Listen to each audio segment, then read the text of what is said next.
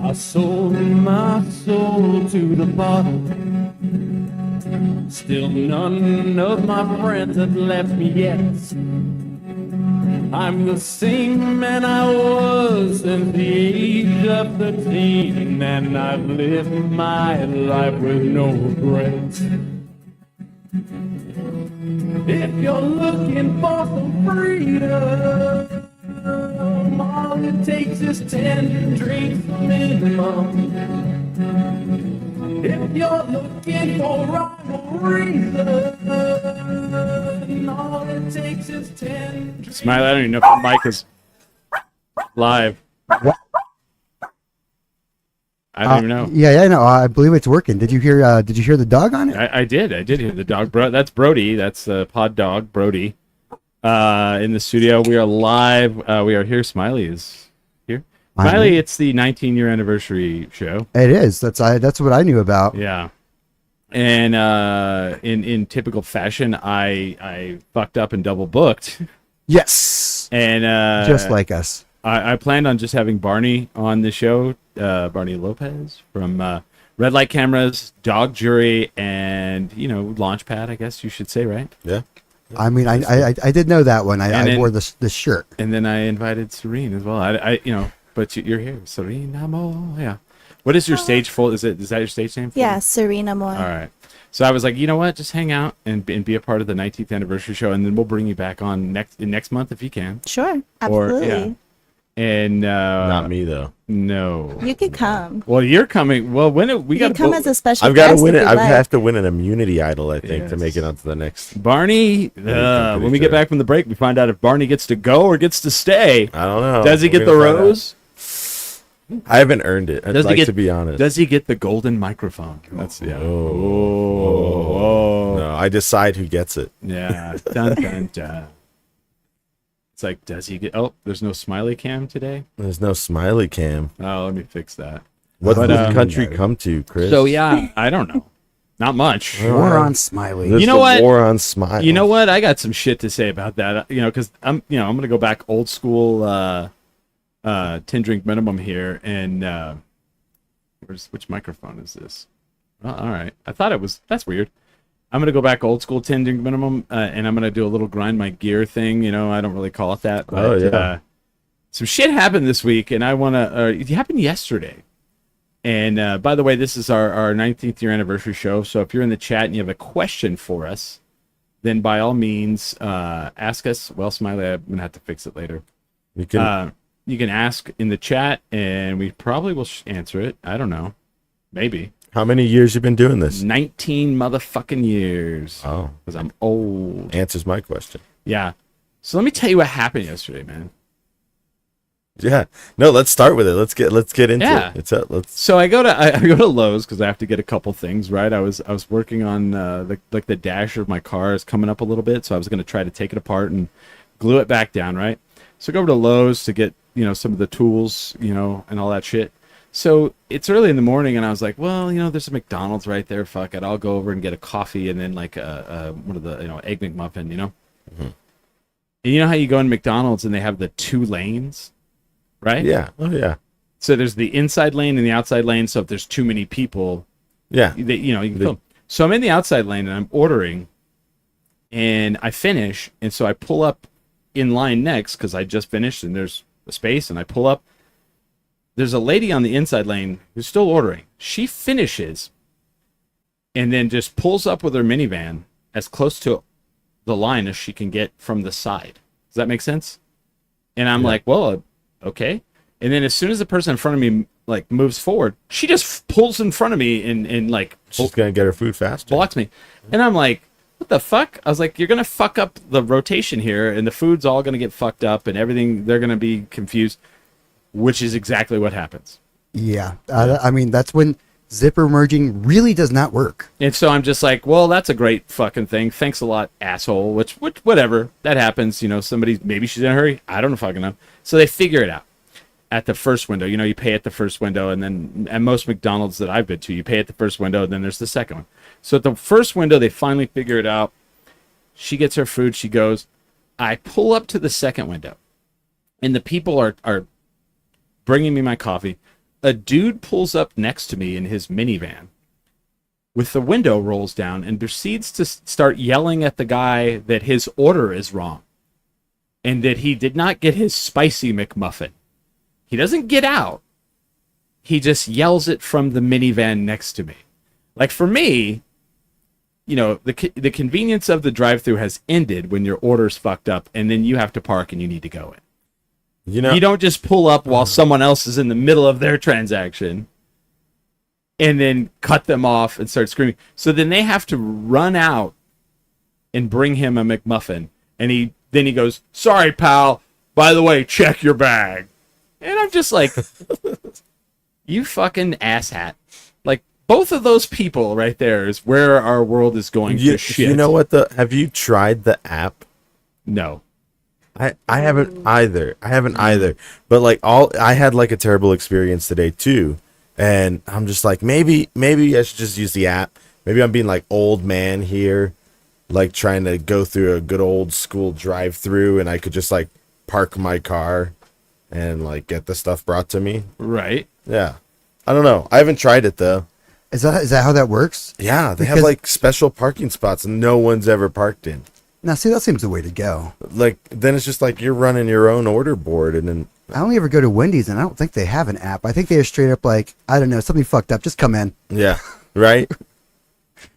Like they even have like a smoking section in there still. I'm like, it's very old school. He's not kidding on the traditional Wendy's. The Wendy's thing.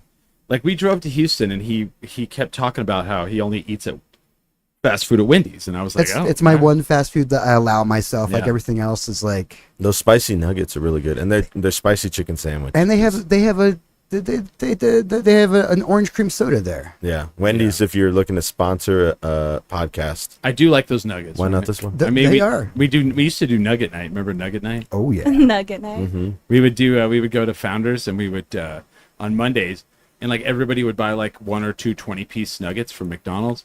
And we would just line them across the bar at Founders. Oh my gosh, like an actual nugget party. Yeah. Oh yeah. And people would come in and this is essential. What I love about that is people would walk into Founders like, "This is one of my favorite places to drink. It's very classy." And there's like just nuggets across the thing.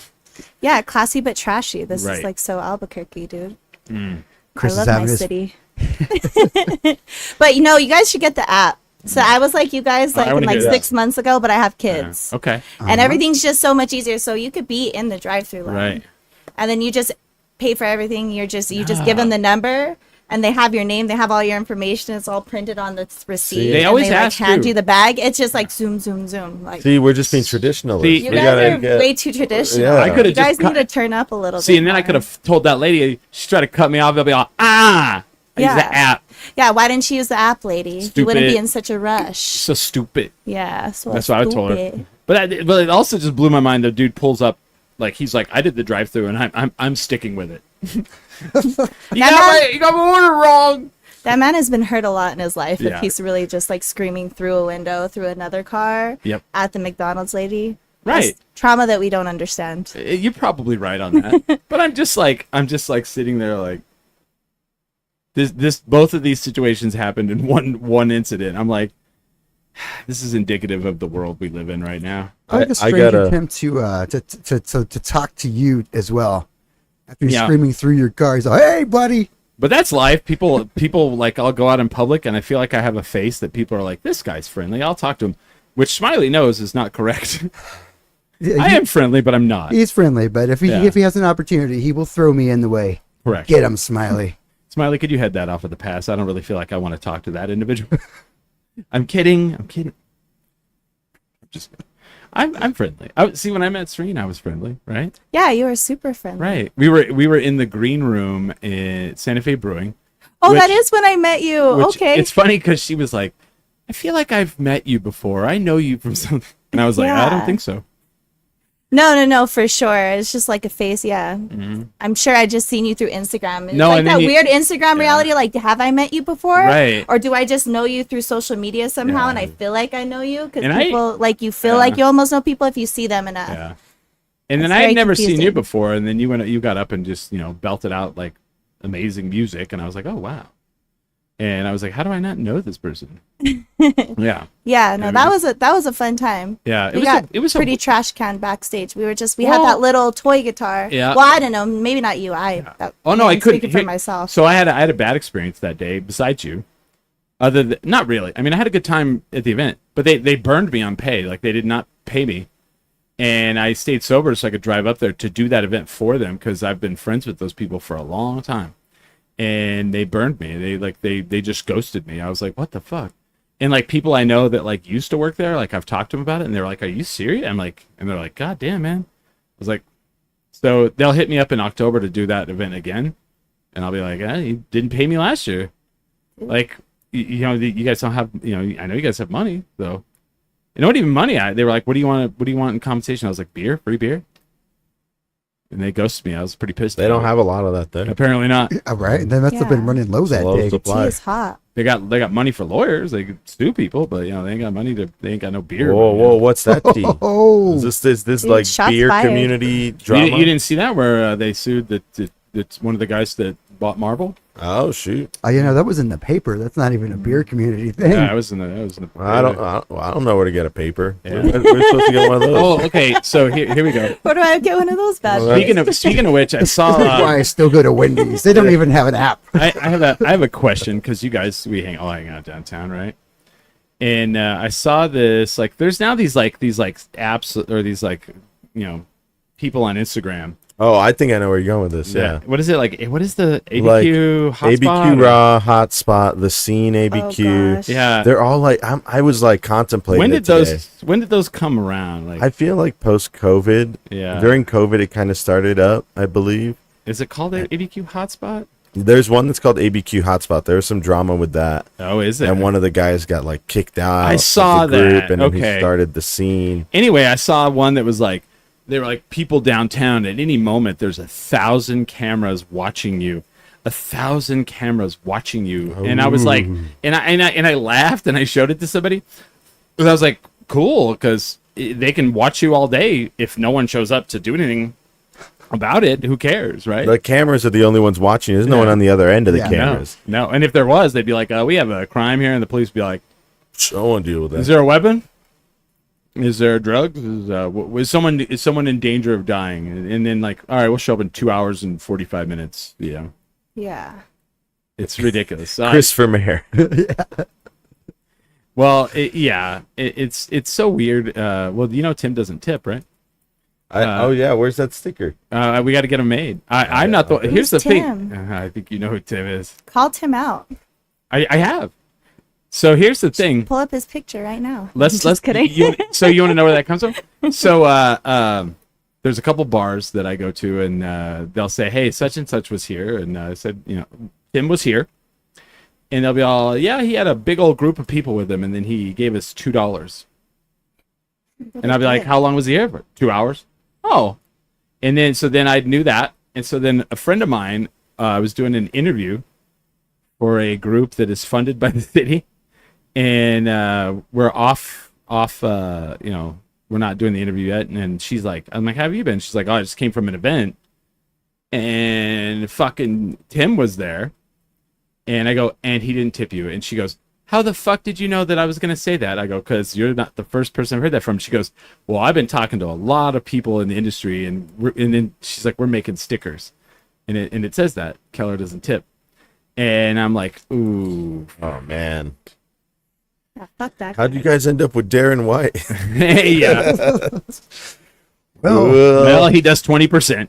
He does tip, and I get some weed from him. Have you worked in the sometimes, service I guess. industry? I'm in the service industry. That's So- why I'm like, fuck Tim. So dude. immediately, right? Like you can be as like. If anybody spots him out at any time, let me know. I'll take care of him. I'm I'll like, tip oh proper my from- goodness. Maybe he After I'm done assumes. with him. Does he get everybody's tab, or does everyone pay for themselves? I've heard people even get his tab and he still won't tip even after he gets free drinks. Dang. Like on a free drink, you're not even gonna tip? That's fucked up. This is like one of those guys does not carry cash with him. Just refuses to. Does he give advice at least? He's like my wallet. Does he leave the Bible quote? You know. Oh yeah, that's always the best. He's like, oh dang, guys, I left my wallet at the country club area where I live. Oh, my bad. My bad. Yeah, it's how the rich stay rich, dude. They don't tip. They don't tip. You know what? New Albuquerque law: the mayor has to live in the war zone, like while they're mayor. Boy, that would change. Or right? Like whatever the worst neighborhood in town is, the mayor has to live there. And we talked about this on the last. Move them around. There's just one gated mayoral house there. They're like, what is this shit? Just make them lolook at it. Just look at it every day. And did you ever see that article that came out about the Gertrude Zachary house? And they're all $1 million mansion on Skid Row. And I was like, immediately, where's that at? Right. And then I clicked on. I was like, oh, Albuquerque. I was like, and I'm like, that's not Skid Row. Also, that $1 million, really? You think they would have painted it? They're all who Tim. Tim is the mayor of Albuquerque. That's who Tim is. Whoa! Shit. Oh, we're calling you out, Tim. Watch out! You're getting that's a text from him right there. He just texted you. You stop talking shit, Chris. I'll send my guys. The cops will show up now. His guys will show up, beat you up, and then you'll ask him, "Hey, does he tip you after you beat me up?" And they're like, "No, he doesn't tip us either." Yeah, they came over and knocked my trash cans over. They're like, give me a ticket for all this trash you got on the ground here, Mr. Burnett. It sure is a shame your trash cans fell over all over the place. They did. That's the power of the mayor, man. Right. That's the power of the mayor. Well, it's funny because like people are like, oh, shit's gonna happen to you now. I'm like, oh, they're gonna skip my trash, which they did for like a month and a half. I had to fucking complain. I had to call. What are they gonna do? Or their cops aren't gonna come over whenever I have an intruder on my roof, which they didn't the last time. My favorite was when the cops never show up, and you get the text the next day, and they're like, "How'd it go? Here's a survey. How did we do? Well, I'm dead, so not good. I'm dead, so not good. Sorry, can't fill out the survey. I'll be at the morgue if you need to see me. The text comes through in my hand where I'm dead on the ground, and it's just vibrating my hand from the text. Cold dead hand. But then we talked about like on the last episode, they're moving the state fair. Did you hear any of this? Yeah. Did they pick a place yet? Yeah, well, Los Lunas is it? Well, they said Los Lunas, but it might be like kind of something they build in between. I've kind of heard too, but that's old news. But we're talking about now what they're going to do with the land, Because like the mayor, the governor, they did this whole thing with the fairground. This all started where they put out an article. They were like, "Hey guys, you know what? We might move the state fair."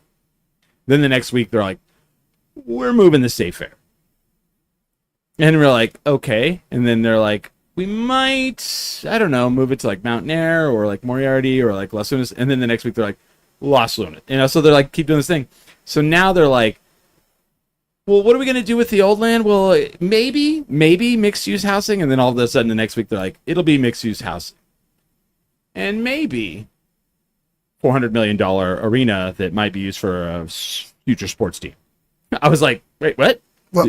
Did you see that? Yeah, I saw that. I was like, like basketball? Are we getting a basketball team? That's... Like, what could we possibly get NBA. here? NBA? I hope so, because that's my favorite. But here's my question, and we asked this on the last podcast. What would be the team name? Aztecs was one that got thrown out. That got put out there. Thunderbirds. I don't think we could do the Thunderbirds, because then we have like a Thunderbird semi-pro football team. We had a Thunderbird semi-pro basketball team. That's what it was. Okay. But like Aztecs was one of them. What was the other ones that people said? Roadrunners. Roadrunners. I like that one. I didn't dislike that one. Yeah, no, I don't dislike that. No, it's just kind of like, I don't want to say basic, but here's my like our tumbleweed snowman. I can't. But here's my thing. I do not want turquoise in the colors. I don't know. Well, if we did, what would be the colors? Cherry and silver. Cherry and Can't silver. do that. You and him would freak. I feel like yellow and red would be solid. Yellow and red. You know what I mean? But just keep it simple. Yeah. Keep it like the You just can't name the team the Zias though. I don't. Yeah, think. That would be no. We can't do that. Or like the green chilies, you know what I mean? I mean, we're more creative than that. Like, we don't need to dumb ourselves down with just fucking chili and Roadrunners and the Albuquerque 60 Sticklers. The green chili cheeseburgers. Isn't that what they use over here sometimes? What if they took the mariachis? What if they took that name? Yeah. I wish mariachis would be lit. I'll be honest. I wish the Isotopes would change their name to the Mariachis. Yeah. I feel like the Isotope joke. It's done. It's done. Yeah. The Simpsons thing is old. It's like, and so like, what was it? The El Paso team. So that was all like one big thing where they were trying to like, they were doing like specialty Hispanic nights, heritage, thing, and they were doing like every team changed their name, and then they gave an award to a team that best embodied it, and we won. But it's funny because like we didn't keep the name, we just use it every once in a while. And El Paso kept theirs. They changed theirs to the Chihuahuas, and they kept it. They are the Chihuahuas now. Yeah. And I was like, well, we should change ours to the Mariachi. I think that'd be cool. The Chupacabras. Ooh, that's a good one too. Yeah. That could be our basketball team, the Chupacabras. Yeah, dude, they'll kill you. I like they'll kill you, bro. They'll kill you. Drain your goats. What about lowriders? No. La Llorona. Yeah. Oh, I like. See, where were you guys last week? Those are good. I'm trying to tell you. That's a good one. Yeah. The Stabbers. The Shankers, homie. The Shankers. The Shankers. Like, yeah. The other fans come there and they're like, "Don't cheer for your team when you go visit there." They'll cut you outside. No, we're gonna be like the new, like the basketball version of the Raiders down here. Yeah. Yeah. What would we throw on the court? Not a tortilla. Don't say that. Knives. Knives.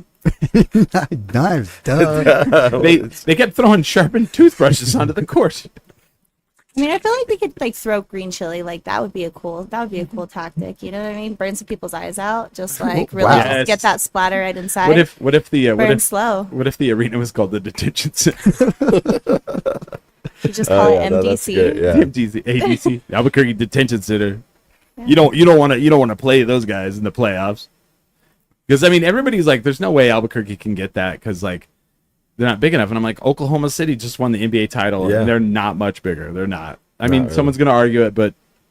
And have you been to Oklahoma City? Yeah, it's the ugliest We're way city. better. I'm so sorry for anybody that lives in Oklahoma City. And I drove through there, and I didn't even know like it was a city. It was just like it was just crap. But I was like, "There's a basketball team," or that was the thought that went through my head. I was like, "There's a basketball team here." Right. Like this is crazy. Well, and that's why they said they could never win the title because anybody who was like a good player wouldn't want to stay there. And I mean, that's fair. Like if we get like a guy that's like the #1 draft pick and it's like, a LeBron James type, are they going to want to stay in Albuquerque? Probably not. They're going to go full I John don't know, Jones. man. Dude. It's great here. Lander. That would not be good for anybody that's like a young buck that's actually talented. We need to keep them away from here. All right, they just be driving through the street They're all. gonna get sucked in, dude. I love that like people are like, that John Bones Jones is like, he's a thug. And I'm like, well, he does live here. But he's our thug. Right.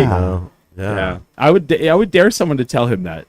That dude would beat you senseless. He's not a thug. He's just a rich, talented man that just had like money and whatever he wanted at his fingertips, and he lost complete control and like fell completely in his ego. Dude. As all of us would. Yeah, like that power and money and fame is a hard thing to handle for anybody. I was living in an apartment. But he really went full fucking force, though. Oh yeah, I'll tell you that much. I remember. It's funny because like everything that he's done, almost, not everything, but like when he hit the pregnant, like he crashed into the pregnant woman and then just hit and run. I was like I lived 2 blocks away from that, and then like during the pandemic when they were throwing illegal parties at a certain strip club downtown. Not going to say the name. I don't want to get in trouble. But like when he went outside and fired his gun in there, I heard it. I was living in an apartment 1 street over, and I was like, I think that was a gun. And then the next day it came out, and I was like, oh, I heard that. That was his gun. Yeah. And then they found the shell casing in his car, and he's like, I didn't know what you're talking about. That guy. I've seen him in public. That dude is a fucking built human being. Like I was like, oh my god, like. That is the most athletic-looking human being I've ever seen in person. Holly Holm is like that too, though.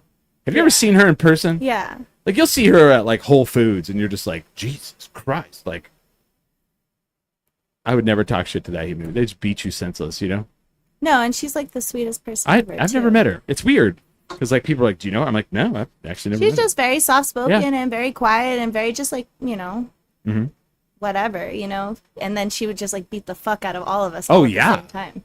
Like And like 20 seconds. Actually, I mean, I'm pretty sure I could run away.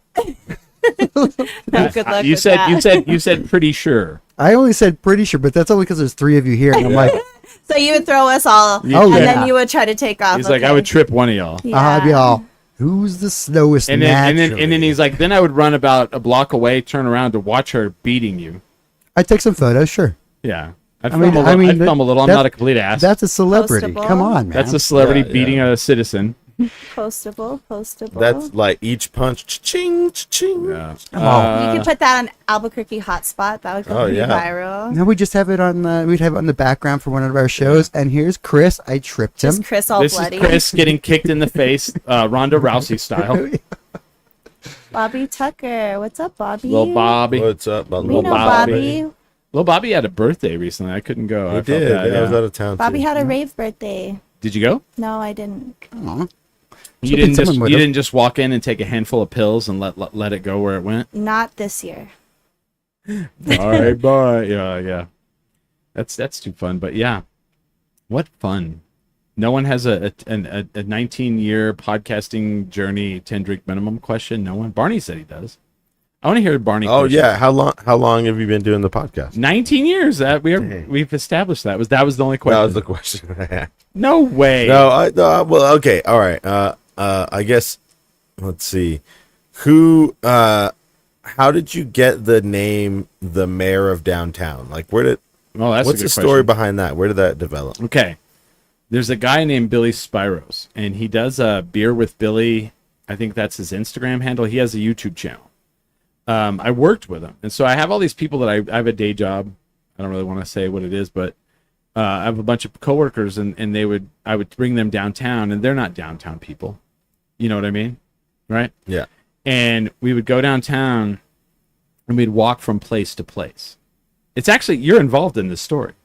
I don't know if you knew this or not. Oh, maybe. Yeah. I don't know. So we'd walk from place to place, and people would be like, Chris, and yell out, or we would stop and talk to people, like up and from, say from Sister Bar to Launchpad. We'd stop and talk to all these people. And what is normal for most of us, regular people are like, wow, like how come so many people know you? Well, when you perform and you're out and about or you do things like this, people know who you are, right? I'm sure you get stopped in the store or whatever. And so they would be like, oh, Chris is famous. People know him and la, la, la, la, la. Well, then one day all of us were having a happy hour, my work friends, and at what was the time called Dialogue. Now it's Juno, right? Okay, yeah. And I was like, hey, my friends are playing over at Rio Bravo. You guys want to go watch them play? And they were like, yeah, who is it? I was like, they're called the Red Light Cameras. And I said, they're playing on an outside stage, and we'll go over there. So they're like, okay. So we're walking up, and Billy goes, oh, I bet what's going to happen, because he's always talking shit. He goes, I bet what's going to happen is we're going to walk in, the music's going to stop, and they're going to be all, oh, hey, there's Chris Burnett. Chris Burnett's here. And I laugh, and we walk in, and you guys finish the song, and then immediately do that. It's at Rio Bravo. There's a whole crowd, and they're like, "Is that Chris Burnett here?" And then Barney's like, "Chris Burnett's here," and Chris was still with you guys, and he's like, "Chris Burnett's here," and the whole audience turns around, and I just kind of go, "Hi," and then we stop, and my friend goes, "Jesus Christ, you're like the mayor of downtown," and that's where that started. Dang. That day. It's your fault. It's my fault. No, it's Billy Spiros' fault. Yeah, we planned together. He texted me. He was like, "How can we lock him into this?" Yeah. And it's funny because I was in a fraternity back in the day, and a nickname. He was a frat boy. I was, yeah. And a nickname has never stuck with me until that. Ever. Like they tried to give me different ones. What were some of the nicknames that they tried to give you? Willie, because I was singing Willie Nelson songs one day when I was a pledge, and so they thought that was funny. Oh gosh, what was the other one? I can't even remember that. Like none of them ever stuck. But I gave lots of nicknames that all stuck. Yeah. Yeah, I nicknamed a guy Bluto because he looked like Bluto from Popeye? Actually, is it? Wait, which one? That's true. Well, actually, the Bluto from Animal House, and he could actually do the eyebrow thing and everything. And then there was a guy who looked like Pinto from Animal House. I nicknamed him Pinto. My friend Knobs, because his name was Niels, and it was kind of filthy, so I said some filthy things and it stuck. That was his nickname all through college. But none ever stuck for me until the mayor of downtown. Yeah. Huh. And I mean, What's that? Do you think that so you were in a I was gonna say sorority, but a fraternity. Mm-hmm. And ask a question about that. Yeah. Well, I guess what's the connection between that and 10 drink minimum? Like, do you see like how that has influenced the creation of this show? Yeah, 100%. How so? 100%. That is a very good question, Barney. Damn. So, I actually reference this a lot in my work life, because when you're at a day job where you're in an office and there's like, we're gonna have a training or a presentation, and you go in and the people doing it are terrible at public speaking, or just being in front of an audience, right? Like here's the question for Serene. Like, how much stage fright do you get? I don't get a lot of stage fright necessarily. Like I get nervous. Like I don't want to say I don't get nervous, but I'm up there, and depending on how many people are outside, I'm like, what am I gonna do? Fucking choke? Like, I have to just do it. That is the most New Mexican thing I've ever heard. What am I gonna do? Fucking choke? Yeah. I love that. Yeah. That is amazing. Because like people are like, because some people are like, that's exactly what I'm going to do. I get more nervous one-on-one, like recording. Yes. Because for me, I'm like, if I'm vulnerable in front of like X amount of people, I'm like, maybe a couple people are listening, but they're not staring right at me or like paying attention to every detail. But when I'm like one-on-one with somebody, I'm like, you're staring right at me, we're staring right at each other. I'm like, oh, you know what I mean? And I'm like, holy shit, like this is all of like who I am. So you're really paying attention to that. So that can get nerve-wracking for me personally. Well, and I feel like you and I are the same, where it's like being on stage is like home. But like me talking to one person is like, what the fuck? Yeah. But like, in a crowd, man. So let me answer your question. So when I got into fraternity, like everybody always hears fraternity and they think of hazing and they think of partying. First of all, there was very little hazing in the group I was with. We were very, very good. I mean, some things by like today's standards would probably be seen as hazing, but like to me, they made you sing Willie Nelson songs. No. I can't believe they made you do that. I had to answer. Okay. Here's a very outdated one. We had to answer the phone. Pledges had to answer the phone by the third ring. Right. That's just common courtesy in a house. I have to do that at my restaurant, dude. But that's outdated. Like every restaurant I've ever been in. Right. That's outdated because there is no phone anymore, right? Yeah. And here's how many times I answered the phone. I can tell you, I can still do the phone thing to this day, and that was 30-something years ago. Beta Theta Pledge, Christopher Burnett of the Zeta Sigma Chapter, Sigma Chi Fraternity. How may I help you? Dang. Yeah. But we had to do that, and then like if we always had to have our pledge book on us and our pledge pin on us. If you got caught, you would literally have to carry, like, there was a big wooden shield, and you'd have to carry that around for a week everywhere you went. If you got caught not carrying that would be bad. But like other than that, nothing really bad, nothing really awful. Happened. Like, hey, we had to clean the house, the fraternity house. Monsters. And then I learned how to like fuck with pledges when I was an active. So like during I week, we all had to clean the house, and like every day was a different room.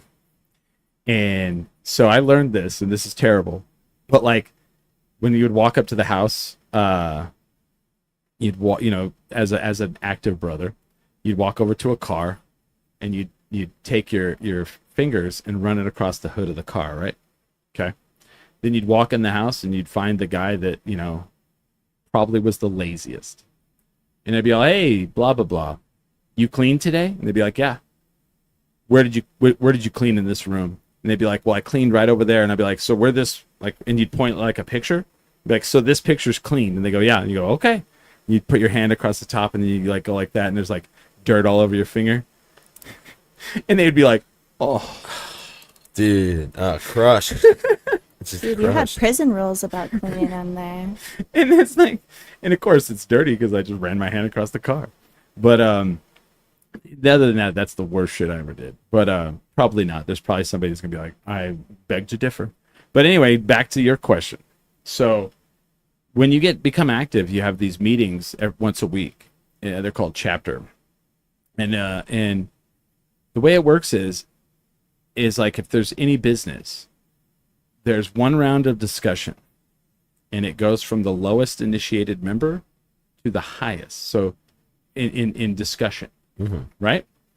So if you're like newly initiated and they're like, yeah, we're gonna have a big party this weekend. We're gonna vote to see if we're gonna have a party this weekend. If you're the newest initiated member, you go first. So you're like, you have to like speak your mind, and then you can't talk again. So everyone after you gets to talk. And so say there's a bunch of people who don't want it to happen, and they'll speak out after you, and you can't say a fucking thing. All you can do is snap or hiss on whether you like it or dislike it. So you have to really become good at speaking. And it sucks when you're like, it's past your turn and you want to fucking retort and you can't. So I got really, really fucking good at speaking. Convincing them to have parties. Or do whatever. Do whatever. Whatever. It got so good that people would want to fist fight me after the meeting. Because I would sway the opinion. That's quite a skill. I swayed the opinion. So whenever I started doing this, people are like, how are you good at like, filling 2 hours? I'm like, well, I can bullshit really good. So that's where it comes from. It's really weird. And it's an art. There's an art form to it. Yeah. To swaying everybody's opinion. Well, and then I think also it seems like it also encourages just being in a fraternity or sorority, being like social and going to social events often and kind of like. Well, so there's weird dynamic. So like people get initiated and they necessarily don't have, they can just be social and they can just do fucking drinking and show up for that. As long as you pay your dues and kind of go to meetings, no one gives a shit. Now, here's the other thing. If you want to be, there's the ambitious people that are like, I want to be the treasurer, the pledge trainer, the vice president, the president. Maybe you want to go be part of interfraternal council. Well, I was the recruitment chair. I was the vice president. I was the president of my fraternity. I was the vice president of interfraternal council. I was the president of interfraternal council. And then after college, I went on and I became the assistant province president of all of Arizona and New Mexico. And then I was the province president for a time. And so I was in charge of all of the chapters. And like, I'm talking like, I'm from Eastern New Mexico, which is like this poor little ass school. And I'm in charge of like the University of Arizona, like this rich fucking chapter that they had their own swimming pool at their house and shit. I have a funny story.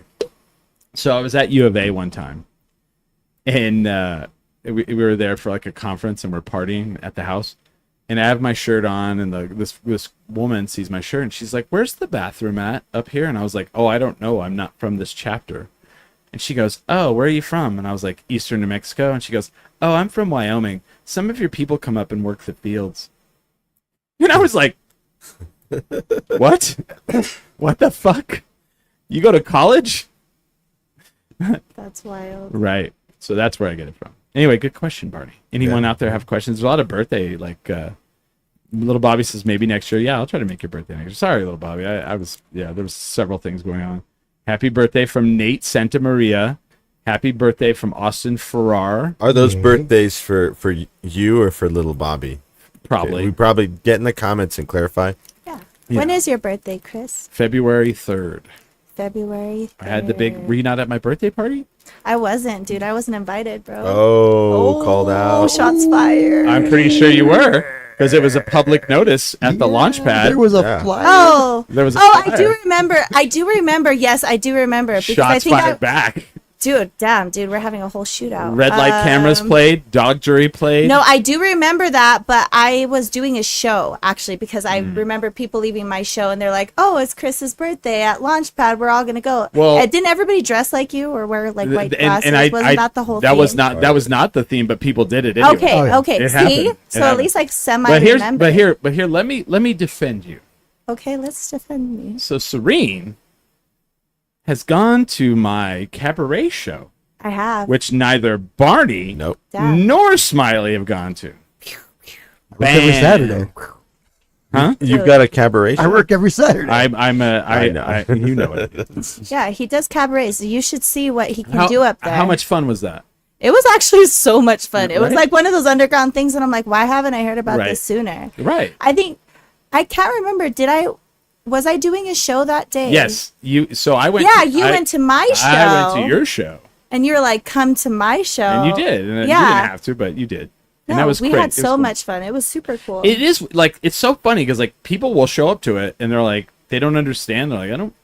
And then it happens like, that was fucking cool. Like, Albuquerque doesn't have things like this. I'm not gonna lie, I was a little bit unsure, but I'm like, what else am I gonna fucking do? Go to the library? Or I'm like, no, absolutely not, dude. Well, I don't like to do that, you know what I mean? So I'm like, what else is there to do? I don't really want to go home. I had my best friend with me, so I was like, let's fucking try it out, you know? Yeah. We're talking the library, the club, or the public library. The public library. You don't ever go to the public library. That's where Barney. That's where Barney takes there all the time. That's where Barney takes his emails.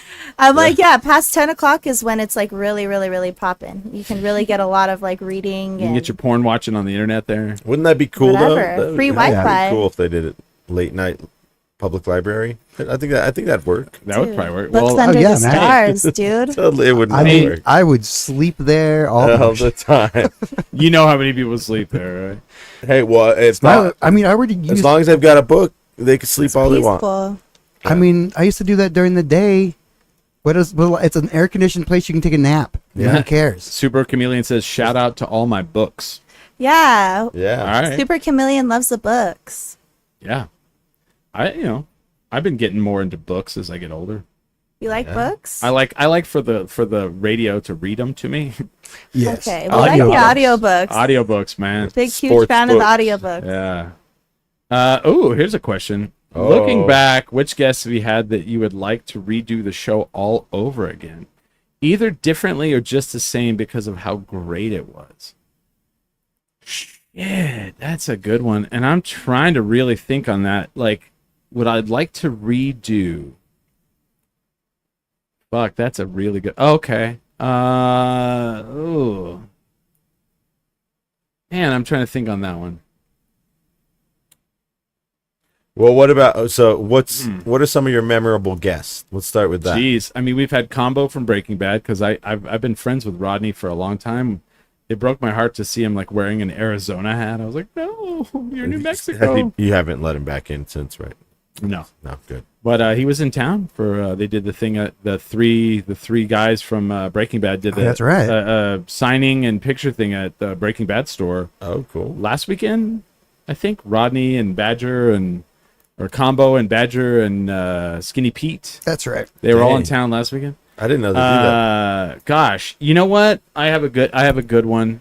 Now I just thought of it. So there's a couple. Michael, what is his last name? He was the set designer for Breaking Bad for seasons 3, 4, and 5. I had him on, and it was right in the middle of the meltdown that he had where we didn't have him on. We were trying to have him on, and Aaron Paul and him had a falling out. He was supposed to do Aaron Paul's wedding. And Aaron Paul went on, like Leno or one of those shows and trashed him. That he flaked out on the wedding. And I really wanted to talk to Michael, but he wouldn't do the interview because of that happening. The other one is RJ Mitty, who is Walt Jr. He and I partied. He was 20 years old, and we snuck him into Low Spirits. Oh my God! It's way past. That's a crime. It was over 7 years ago. So it's not a crime if it's over 7 years. Yeah, ago? It's called statute of limitations, man. Dang! So if you commit a crime and just not murder. Well, what about like robbing a bank or something like that? I don't know about the bank robbery. Bank robbery's got money involved, so there's probably a civil. Yeah, you'll probably get murdered for that. They'll put you in the chair because you stole money. But anyway, but what about not paying a parking ticket in another city? Oh, that probably goes away. No, that will go away. Right, you have to pay parking tickets like in other cities, right? The little the cameras that snap your like. Those are civil. Those aren't even. Yeah. Those you don't even. If you don't pay those, the worst thing that can happen is they can bang it against your credit. Yeah. Well, yeah, but credit's kind of a big deal, don't you? Well, every 7 years your credit resets. So yeah, so everything's Yeah. just 7 years. Yeah. That's the magic number. Or in New Mexico, it's 6. Okay. Yeah. Fair enough. I owed like UNMH like almost $1 million, and I was like, I'm just not gonna pay you.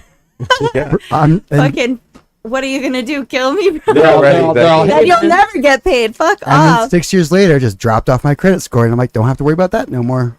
They're all, hey, don't forget we're gonna send you your bill, and you're like, oh, okay. Good luck on that. Yeah. The wait is the hardest part. Shout out Tom Petty. So the RG Mitty thing is, we were supposed to interview him on this show, and we partied with him, and I got his phone number. I probably still have it. And see, she's mad about it too. Yeah. So he was supposed to do this show. Brody, hey. He was supposed to do the show, and it was like right after Breaking Bad had finished filming, and we're out partying, and he goes home with a friend, and so the next day I don't even message him. He messages me, and he's like, "Hey man, I can't do your show today. My mom flew in and surprised me to help him sell his house because he'd bought a house here, and she walked in, and he's like 20, right?" She walks in, and his bong is like on the coffee table, and he's got this woman in bed with him, and yeah, his mom was. Hey. I guess it was a whole thing, and so he didn't get to come on the show. Other than that, I'm trying to think who would I like to redo. But I ended up interviewing him later on, but it was not for this show. It was for your other show. We did it. So we did before Sony Pictures took it. We had Talking Bad. We had a podcast, Talking Bad, and he came on via. He called in, and Michael Flowers. Michael Flowers is the guy who was the set decorator for Breaking Bad. I remember that guy. And I really wish I could redo all that and like got all those guys to be on. There really isn't anybody I would have liked to redone. Like, there's no real big one that and the ones that were fun. Smiley, can you think of one that was like super fun that we wish we could redo? They're all fun. I mean, I can't think of the ones I'm like, oh, that was so badass. We should do it one more time, because I'm like, I'm pretty sure I would have fucked it up again. No. Usually people that we love, they come back on. Barney's been on 100 times. Yeah, I think this is my 100th. It's 100th. Your 100th anniversary to the 19th anniversary. Yeah. There's a lot of anniversaries. There's today. so many birthdays, anniversaries. Tis this season. Hey, thanks MJ for that comment. That's a good one. I like that question though. That's a good one. Wait, MJ? Yeah. Wait, what was this guy's name from Breaking Bad? Michael Flowers. Someone says the actor. Oh, I don't know. Oh, RJ Mitty? Oh, RJ, not MJ. Okay. I thought maybe it was. No, MJ played for the Bulls. Oh, okay. Thank you, Michael Jordan. Yeah. Yeah. I mean, there's definitely a lot of people. Someone says play Wagon Wheel. Yeah. Rock me, mama, like a wagon wheel. And that's got to be someone from my past, because Wagon Wheel was like a big part of my life at one point. Not the Darius Rucker song. Maybe that's the one. I would like to redo my interview with Darius Rucker. I'm just kidding. That never happened. That would be something, right? That would have been something. Yeah. I don't know. So the thing is like, I got asked this question. So I got asked these, like, I got interviewed by like I was talking about that interview thing. It wasn't like an interview where I'm going to go and they're going to put it out anywhere. It was like what do they call those things? A survey interview. Like, the city is like trying to figure out how they can help artists, or here's probably what they're really doing. They paid someone to come out and do a survey to interview artists, and they're going to put out a press release that they did that, and then nothing will come of it, because that's what the city of Albuquerque does for a lot of shit. They love that. They love doing that. So anyway, I got asked this question, and I feel like I had a really good answer for it. They were like, what has been the biggest roadblock in your career? And you know what my answer, you have any idea what my answer was? What? Was it the city? Oh. Okay. I said it was me. Equipment. Oh, it was me. Oh, wow. I said, I've been the biggest roadblock in my career. Well, that's very introspective. And they said, well, can you explain? I said, well, as an artist, as a performer, a lot of us have imposter syndrome. A lot of us have doubt, and a lot of us don't believe that we think that people around us just tell us what we want to hear, and sometimes people do. So, like, when you're offered things, you don't feel like you deserve them. And you say no, because you're like, I can't do that. And you don't feel like you can do it. You just don't feel like you can do it. And I was like, the moment that the biggest change and the biggest moment in my career in doing any of this was the moment I was like, I'm gonna stop saying no. And when because I realized I was like, people are asking me to do these things because they feel like I can do it. And if they feel like it, then I should feel like it. And if I can, if someone says, hey, you should come, what about this? Do this. And I'll go, yes. And if I have no idea how I'm going to do it, I'm going to try to figure out how to do it. And 95% of the time I did. Yeah. And that was the biggest hurdle of anything in my career. There was no person, no nothing. And then the other thing too is stop looking at other people and what they've got and what they're doing and how well they're doing. That's a big one. That's some good advice there. It's cyclical. I mean, and like they may be doing good now, but they may not in 6 months. Who knows? Also, it's like what are the guidelines for good? Yeah. You know, like everybody's got their own like. Well, what's the guideline for success? I know, right? It's all pretty dumb. I hate that. Like everyone always goes 19 years. So you get paid a lot of money? I mean, I saw I walked through Chris's mansion on my way in here. The compound? It's the compound, sorry. Check the suite out, the sweet pool. Sometimes we forget to just really look at ourselves and figure out what our success is. Because there's lots of different versions of successes out there. Right. But we really got to really tune into what we truly want. But it's very easy to get distracted because we're constantly looking at everything besides what we're looking at in the mirror and what we want and what's that. And that's really the authenticity really translates towards everything because it's an energy transfer. And that's the highest form of energy is authenticity. See, that's great right there. I like that. And the other thing too is we always look up and we always at what we don't have. Now, the thing with that is like you may not have what the people above you have, but you have something that someone else is like, fuck, I want to get to that, you know? I want to be at that level. And where you are, and you don't really think, but I mean, I'm not saying don't stop striving, but you know, sometimes stop and go, you know what? I've done a lot. I've done some good shit, you know, and whatever you're doing. Yeah. Red Light Cameras, you know, they've done a lot. Barney's got his new band, Doctor. They've done a lot. Serene, I've seen Serene. Jesus, if you guys, Serene is a new talent in town. Go see her. Go check her out. And I promise you will be like, whoa, okay.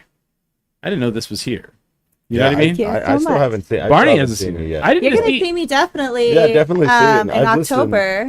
For sure. Well, wait a minute. Right? What's in October? Night of Living cover bands. That hasn't come out yet. I'm so sorry. No, it's close. No, it's okay. Don't say who you're doing. I'm not going to say who I'm doing. Secret. But it's a very. But do you know? Secret. Did she get chosen? Yeah. Okay. Because here's what's fucked up is like people are like, have you seen the list yet? I was like, I've seen it like one time.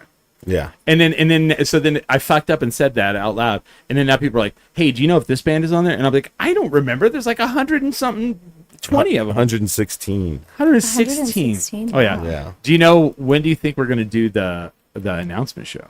Or are you taking that to another network? Yeah. So, Andy, do you know Andy Cohen? From Bravo? Yes. Yeah. I've heard the name. Yeah, he wants me to come on, watch what happens live, talk to him about that's some the bullshit. whole thing. I know, but I'm a big Andy Cohen fan. I think he's really fun. You know what? I get it. Yeah. Andy Cohen is honestly pretty fun. I do think it's really fun. I would do like the ski shot with him. That sounds so fun. Oh, well, then next, we'll do some. See, now it's your fault. There you go. Do you have a ski shot? No, but I have some shots to do next hour. Oh, shit. Malort. Okay. I did. I got asked for Malort on Thursday. I was bartending at Launchpad. Who asked you? I think it was one of the guys from the band The Bomb Pops. Oh, I got their patches. Yeah. Where are they from? Are they? I like. LA, I want to say L.A. I want to say that too. Because Ian was talking about him. Because like, I guess one of the other founding members is not in the band anymore. Yeah. They were good. They were pretty I liked good. them. Yeah. Yeah. Interesting. Have you ever had Malort before? Have I ever had what? Malort?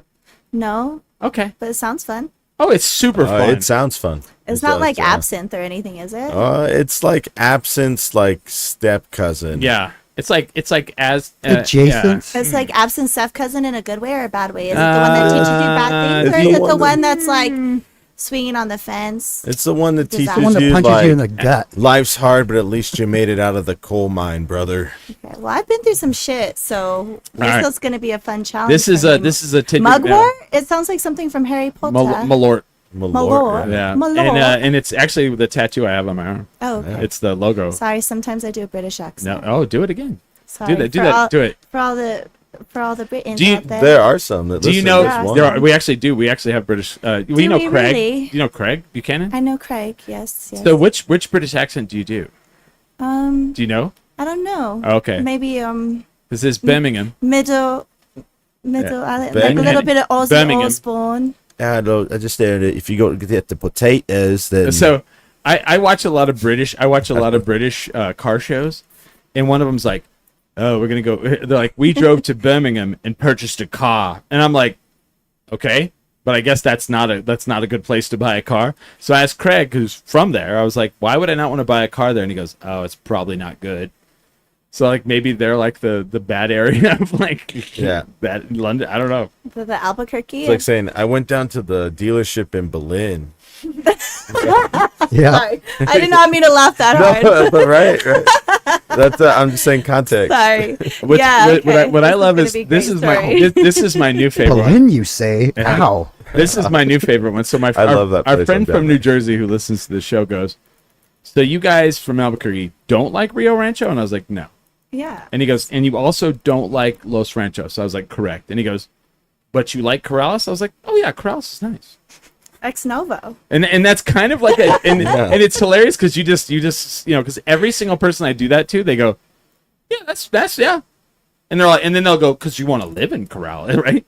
That's like the end goal, right? To retire in fucking Corrales. But it's so funny because like Los Ranchos is also nice, but everybody's like, fuck those people, assholes. Because they did that whole thing where they were like, there was a radio show years ago that did, they on the radio stations would do like April Fool's jokes. I remember when I first moved here, they were like, the city of Los Ranchos has decided to put toll booths on each side of the city. And like within the hour, they were like, okay, it was all a joke. Because people were like, we're going to burn their houses down. Like, fuck it. Like, that's hey, a good one. Hey, bro, those people can die, man. Like, like, you're like, Jesus Christ. Like, it was all a joke. But immediately people were incensed. Like, if I have to drive through Los Ranchos and pay, because for people who don't know, don't live in Albuquerque. Inside of Albuquerque, there is a town in the middle of it called Los Ranchos. And in the city limits, you drive, like you'll leave Albuquerque and you'll drive into Los Ranchos and for like, I don't know, a couple miles. And then all of a sudden you're out of Los Ranchos and back in Albuquerque, right? Mm-hmm. And then a couple miles more north of that is Corrales, which is another town. Yeah. And it's really weird because like people in Los Ranchos is like very wealthy. There's vineyards. Mark Maron's dad, I think, lives there. And Corrales.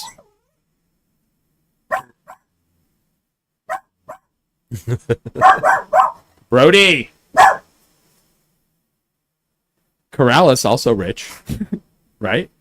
But farmy and has ex novo, and you're like, I like, and it's like country. There's this cool like country bar there. You feel like you just should like bring your rifle and just like slam it on the table and be like, I need a fucking Blanton's meat. You know what I mean? And it's like shoot it down and then just go fight. Did you say a Blanton's neat? Yeah. Oh, see, we're friends. I like that. Yeah. Blanton's is so good. It's so good. Smiley got me on the Blanton's. Sorry, you guys are really bougie. No, Smiley bought it for me for my birthday, and I was like, I don't know what this is. That's beautiful. That's a beautiful friendship, isn't it? And then he goes, "It's the John Wick whiskey." And so I take a shot, and I'd be like, "Oh, I like this. I need this in my life." He's all, is this supposed to be special or something? Shout out to Blanton's. It's the John Wick this whiskey. Podcast. Boom. Speaking of that, let's end the first hour with this. I just need to buy it. But coming soon. Oh, that's right. To a podcast studio near me, we will be putting in a beer fridge right over here, a keg fridge, and we kind of announced it on the Burt Show. But we will be sponsored not only by Topo Chico's hard seltzer. We love Topo Chico hard seltzer. They are amazing. They have been ultra great to us, and we love them. In addition to. That's right. Topo Chico is our national sponsor, and our local sponsor will be Marble Brewing. Oh, I confirmed it on Friday night when I was hanging out with my friends Bert and Jarrett. So yeah, we are going to be double sponsored because I went to go see my friends the Red Light Cameras, and Disco Pigeon at Marble. Yeah, Saint John, I think. St. John the Disco Pigeon, something like that. So at Marble they have a disco ball now above the stage. Oh, Paul, it's Paul. Yeah, St. Paul. And there was like the whole time there was like a pigeon on the disco ball as it spun like on the top. He's like, I like it this was ball. pooping on people. There was one person that got assaulted. Yeah, that's what happens. Disco Pigeon. Disco Pigeon. I would say now they have good luck. Yeah. Oh, is that what that is? Supposedly, if a bird shits on you, it's supposed to be good luck. Okay, well, Go I'll straight keep to that the in casino. mind. Go straight. Don't wash it off, dude. I mean, Just that fucking think about how 100 on 33. how often you get shit on by a pigeon. I mean, honestly, it's never happened to me. Yeah. It's got to be pretty lucky. Well, I mean, the other thing too is they don't do they. I've never seen pigeons really flying. They kind of just walk around on the ground, don't they? They fly around. They'll kind of fly. I'm sure they fly up sometimes. They fly out of the way of my on the car. ground. You ever see a baby pigeon? They're downer than fuck. They're downer than fuck. I love that. See, I have a person I work with, and she's northern New Mexico, and like, I just love listening to her talk. She'll be all, we landed over there at that. We landed over there. We landed over there at Marble, and I'm like, nice. And then I'll be like, who do you got to go see? She goes, this Vato downstairs. Yeah, and I love it. I love it. I'm like, yes. We're gonna take a break. So Serene, are you playing anywhere anytime soon? Yeah. So this Sunday I'm gonna be at Frank's Chicken and Waffles. Next Sunday? Yes, the 27th at 3 p.m. We're going to be doing like a small, it's kind of like an NPR thing. They're going to film it. Oh. He has his own radio show. Frank from Frank's Chicken and Waffles? Frank's Chicken and Waffles. He's a very big deal. If y'all haven't had Frank's Chicken and Waffles. It's the best. Yeah, it's literally the best, and it's the coolest place. It's such a vibe. There's like, he has an attic upstairs where he kind of does these live performances, and he has his own radio show. I think it's cool. If I'm wrong, it's Frank's famous radio show. Well, I'm gonna burn that to the ground. I will tear it. It's the oldest. It is not a podcast. It is not a podcast. I'm joking. No more beef, all right? We need to settle all this beef here. It's the original podcast. You know? No, I'm just kidding. But yes, he's been doing it 19 and a half years. So he got you by 6 months. No, so there's music there. I guess you know what? I don't know if it's a new thing or if it's a selected thing. If he just films it, puts on his radio show. Yeah. I was just very, very thankful to be asked to do that. Yeah. And then second, I'm gonna be Marble West. Okay.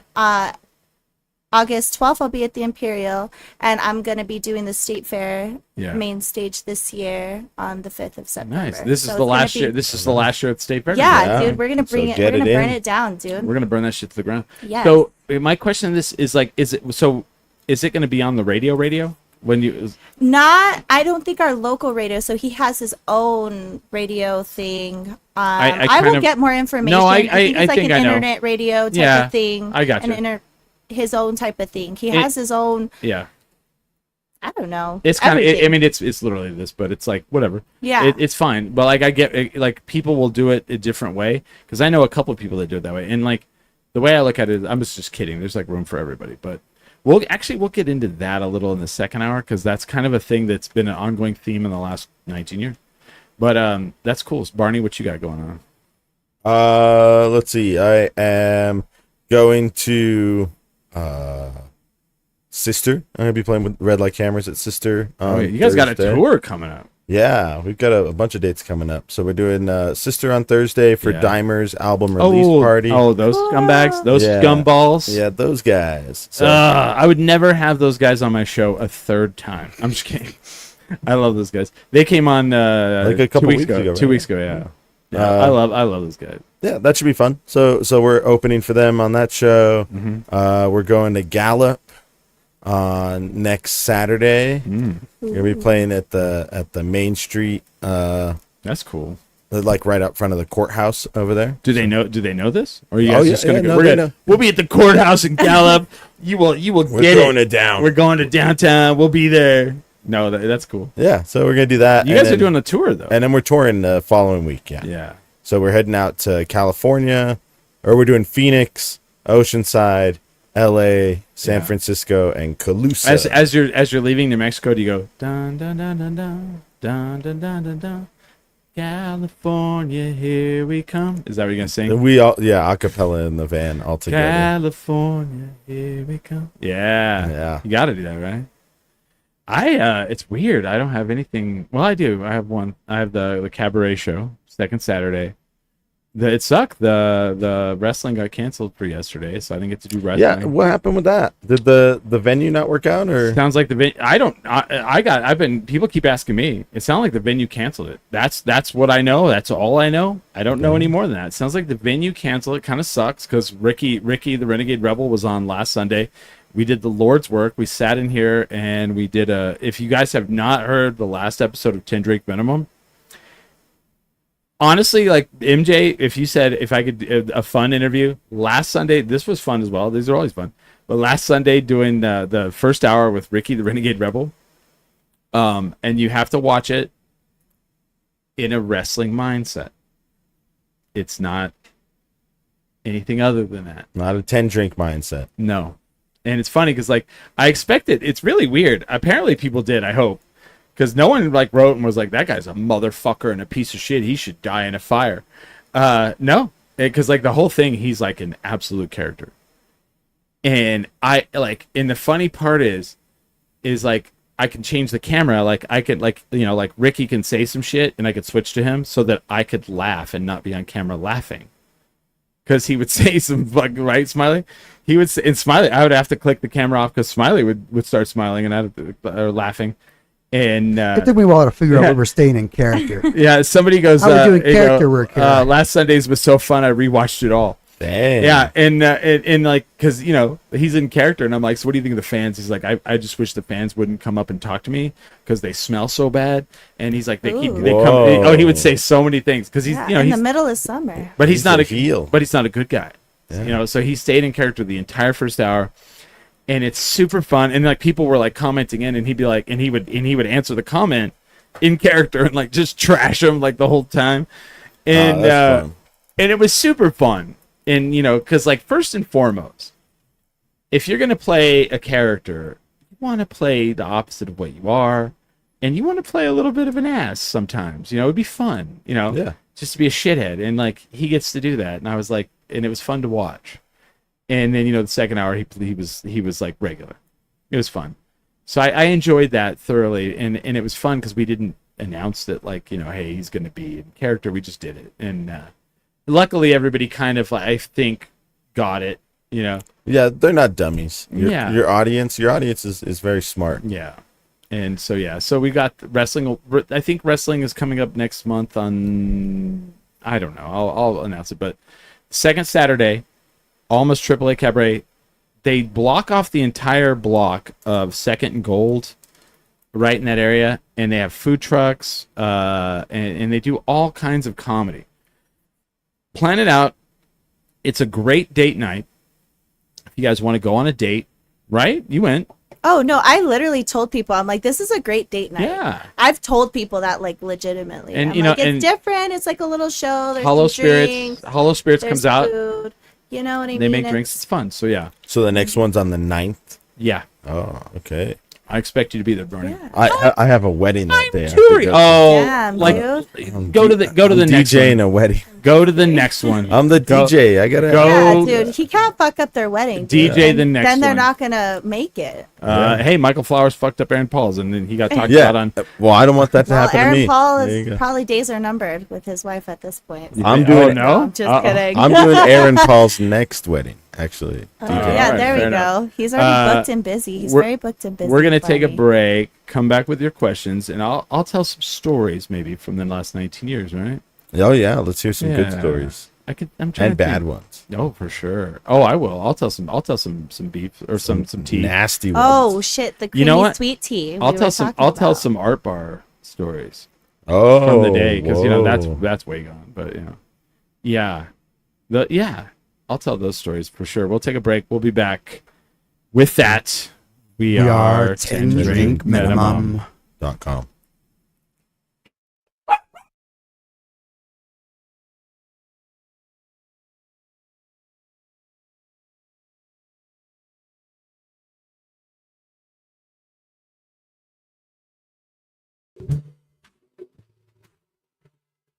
Supposed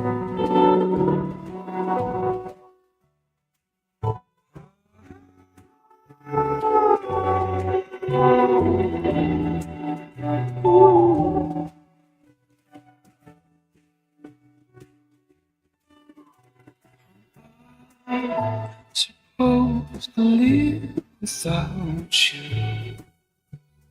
Here we are, the play is only me without you.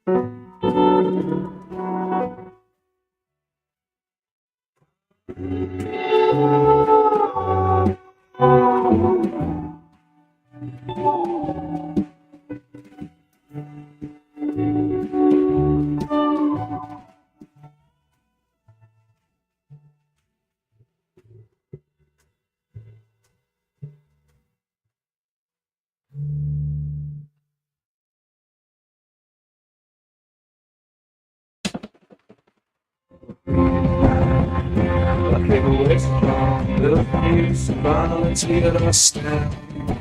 I'm speaking of wishes for the days they could be better. Don't fool right. I swear the world's above and I want you to say it wasn't for us. What could be better? How do we do that? Take a place on our backs, stand up, you started. My days next to your skin.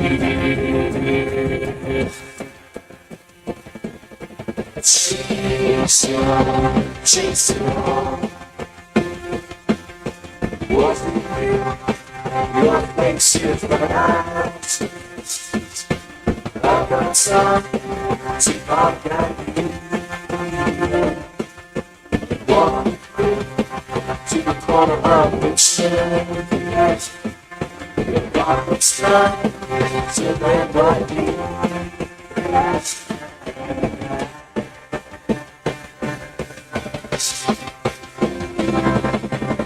Floating is down, I can waste strong. There's no use to quality us now. I'm speaking of wishing for the things they could be better. Don't listen right, I'll just wait. Words apart, and I wanted to say what wasn't for us. What could be better?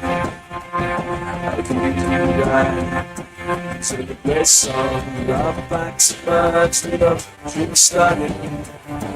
My days next to your skin.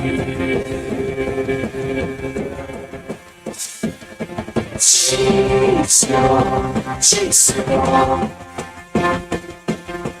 You like sound, it's the sound of you taking me down. Your eyes so long, that look is mine. Without the sun, for an else go right. You're just as nice as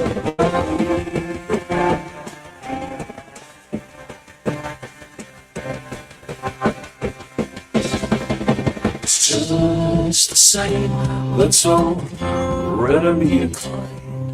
A ghost floating in the veins of mind and mind. A bad set for a certain kind of time. Machine to take me to the top of one we met.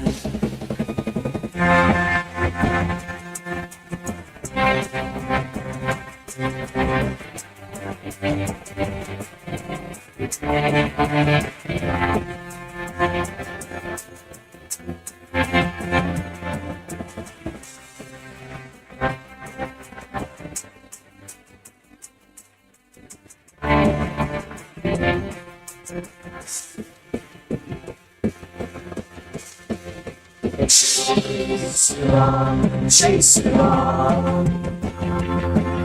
You hear that sound? It's the sound of you taking me back. Your eyes say no, that look is mine. The back says, boy, that's alright. Yes, come on, just a slice of what we had.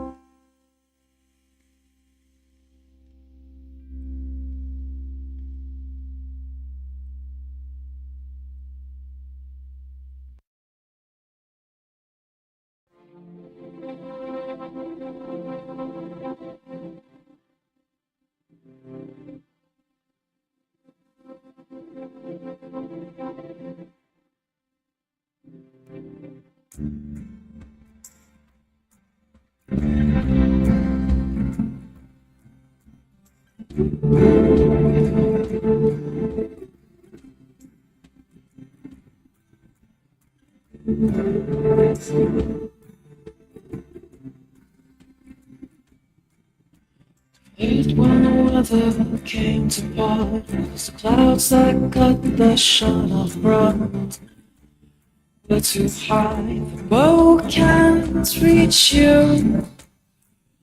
Like constant up until the world is small, the voices are not heard at all. Above it all, the wings are see-through. We can't see you.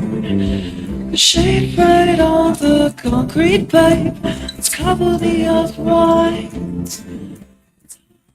by the Arctic ice.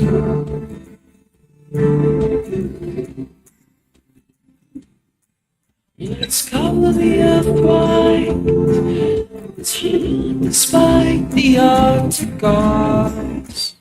Body close to mine, put it back to the barren desert here.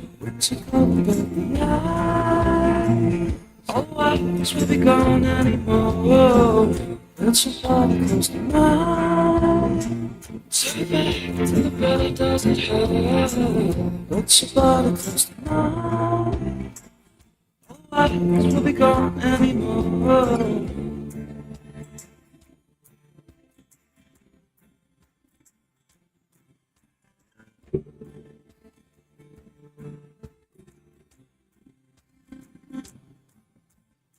That shit felt free to fall. Tried and failed to achieve the goal. And all these seconds the ground would greet you. Did I expect when the wind was strong and could make the ascended fun? Wasn't just a man. Pleased to meet you. The soil sinks as my love sinks. Let's cover the earth right by the quiet.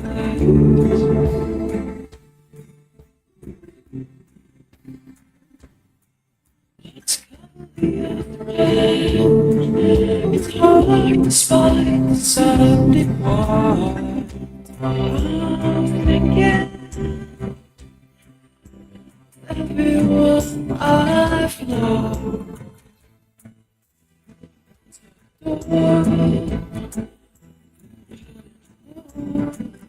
I'm thinking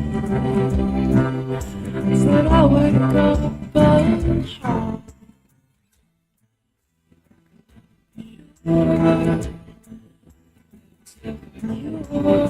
It's my being, the singer of the song. It's why it's joy, it's about to mind. To the thing of you, it's about to spine. We'll be gone anymore. It's about to Turn your eyes to the sky and close. Watch the body close to rise. Turn your eyes to the sky and close.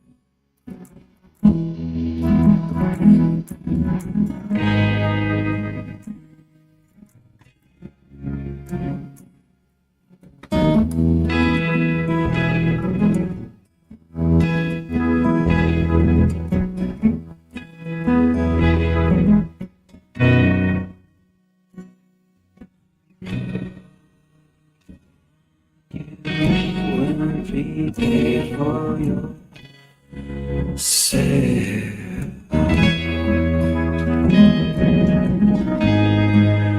Textbooks for sale. You see my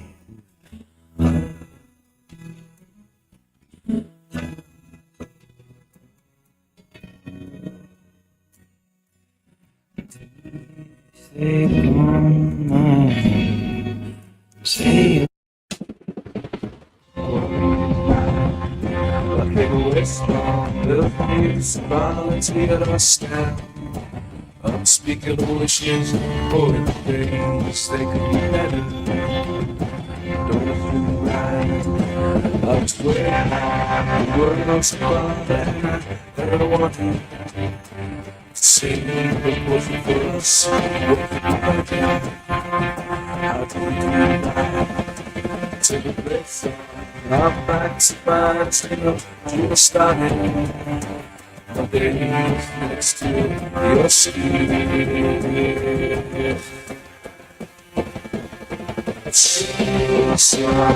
Chasing on. Wasn't here. Your face is what I choose. I've got time to forget you. Walk to the corner of the shed. The bottom's down, so they might be.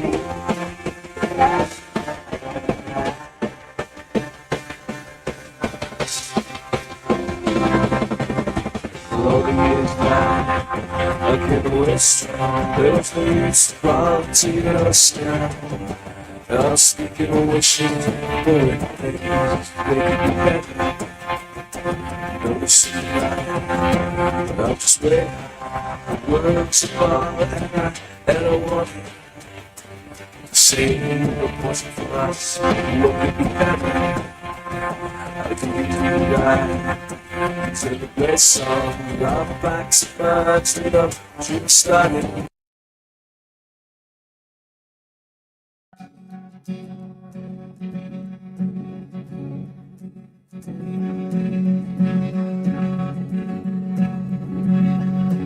I sold my soul to the bottle. Still none of my friends have left me yet. I'm the same man I was since the age of 13, and I've lived my life with no regrets.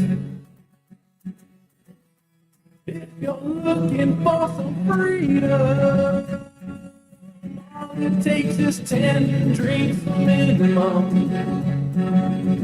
If you're looking for rhyme or reason, all it takes is 10 drinks minimum. I think we're back. We're live. It is the Last party of the weekend. This is 10 Drink Minimum. I'm your host. This podcast is sponsored by the Topo Chico Hard Seltzer. It's the hardest seltzer in Albuquerque. So hard, bro. It's hard, nah? Harder than fuck. Yeah. Harder than fuck, eh? So with us in this anniversary show, we have Smiley in the background. I'm sorry I didn't fix your camera while we were at break. I should have, Smiley. That's fine. I probably should have fixed my headphones. Are they broke? Okay. But we have Serene, Amor. So you explain, like, you're a singer, right? Yes, I am a singer. I didn't. So is there a full band? And we're gonna have her on the show later. We're gonna do a full-on, in-depth. Find everything out. Find out. Get the tea. You know what I mean? Yeah, the creamy sweet tea. Yeah. The milky, right? The super milky tea. Yeah. Yes. And then we have Barney Lopez from Red Light Cameras, Dog Jury, Launchpad. Yeah. No longer Blackout Theater. They fired him. Fired. You are fired. They're all. No, I retired, I'm bro. kidding. You retired. I'm done. Yeah. I'm And what do we? Did you pour the shots? I Smiley? did. They are sitting in front of everyone. They're. Oh, you really went low. That's cool. Thank you. So before we get into the Malort, where's the bottle? Oh, I got it.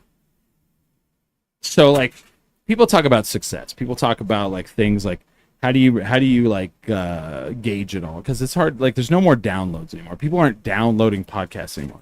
It's all streaming. So it's hard to really get a good grasp of like where you're at in the world. But for me, it's like when people fly from another country to bring you a bottle of liquor from their neighborhood. We had a fan named Steve from London, and he not once but twice has flown here, driven, and we hung out with him, and he gave us this bottle of gin, and we're going to take a shot of it. Oh, if I don't spill my liquor, which I just did. Spill my my topo. You don't just smash that can. This is the smoothest gin I've ever had. I'm not a gin drinker, but this is my favorite gin I've ever had. Like, I want you guys to try it. See what you guys think. Here you go. Here's to another 19 more 19 years. more. Yeah. And yeah. Cheers. Oh, it's smooth. I like it. For gin, that's pretty smooth. Oh no, that's like really smooth. And fragrant. It's called the River Test Distillery. And the test was definitely passed. Like, if the river tastes like this, there's something wrong. Right? Enjoy responsibly. That's the only warning label they have on the back. So you know it's not American, right? Okay, Smiley, can you pour up the devil's... Yes. The devil's champagne? The champagne of pain? I like Serene's eyes. She's like, I don't know about the this. champagne of pain? No, I'm just kidding. I'm like, well, like, I thought it was going to be more like fun, but now I was like, am I going to be in pain? Pain, Illinois. I have a tattoo of it. Chicago. It's super fun. Pain. Okay. It's Right. Pain can be fun. Yeah. In the right setting. So I don't think it really hurts Barney too much. Does it hurt you when you drink it? No, it's unpleasant. That's for sure. Smiley, it hurts him. it's unpleasant. Smiley doesn't like it. So Serene, people have liked this. Is it like a full shot? Or are we doing like a little quarter shot? Do you want to do a quarter shot? I don't know. Half. Let's do a half. Yeah, halfers. All right, we're gonna do Halving? halfers. Okay. So people who watch this show are like, they've learned about Malort through our Malort education program. Oh. You know, The one coming from the dog's mouth. Okay. yeah, This it's been in the dog's mouth. Who cares? Yeah. it happens. You know. Okay. They have the cleanest mouths apparently. Way cleaner than You're ours. from Los Lunas. You never kissed a dog on the mouth? Once or twice. Well-known fact Never about 3 people times. from Los Lunas. Oh, dang, we have beef there. There's like a Los Lunas. No, I'm Yeah, from Los dude. Lunas too. I'm just Valencia County all through. Valencia County, like, fuck, homie. I love it. So Barney used to be in Blackout Theater, and he makes videos. What was the one you did? McCall's Berlin. McCall's Berlin, yeah. So they make their own version of it down there. I love it. McCall's Berlin, yo. For people who don't live here, McCall's is It's Moriarty. it's in Moriarty, and it's like an October thing where they open up a big pumpkin patch. They have mazes, and they have like a haunted house, and it's one of those like super profitable, insane. Like they make Halloween town. shitloads of money, right? They might make $1 million there a year. Oh, I'd say probably that's where they make their nut is like from October. So this is Malort. Okay. So this is from Chicago. You used to only could get it in Chicago. You can only really buy it in like 4 or 5 states. You can order it online though. You can get it through the internet. The dark web. Maybe. But it has been around since the early 1900s. They did not shut it down during Prohibition because they said it was medicinal. And I believe the reason why is because the people tried it and they were like, ew. Yeah, that has to be, right? Oh, so it's very low octane. It's not heavy. It's not a lot of, but like I say, it tastes like hot, dirty rubber bands.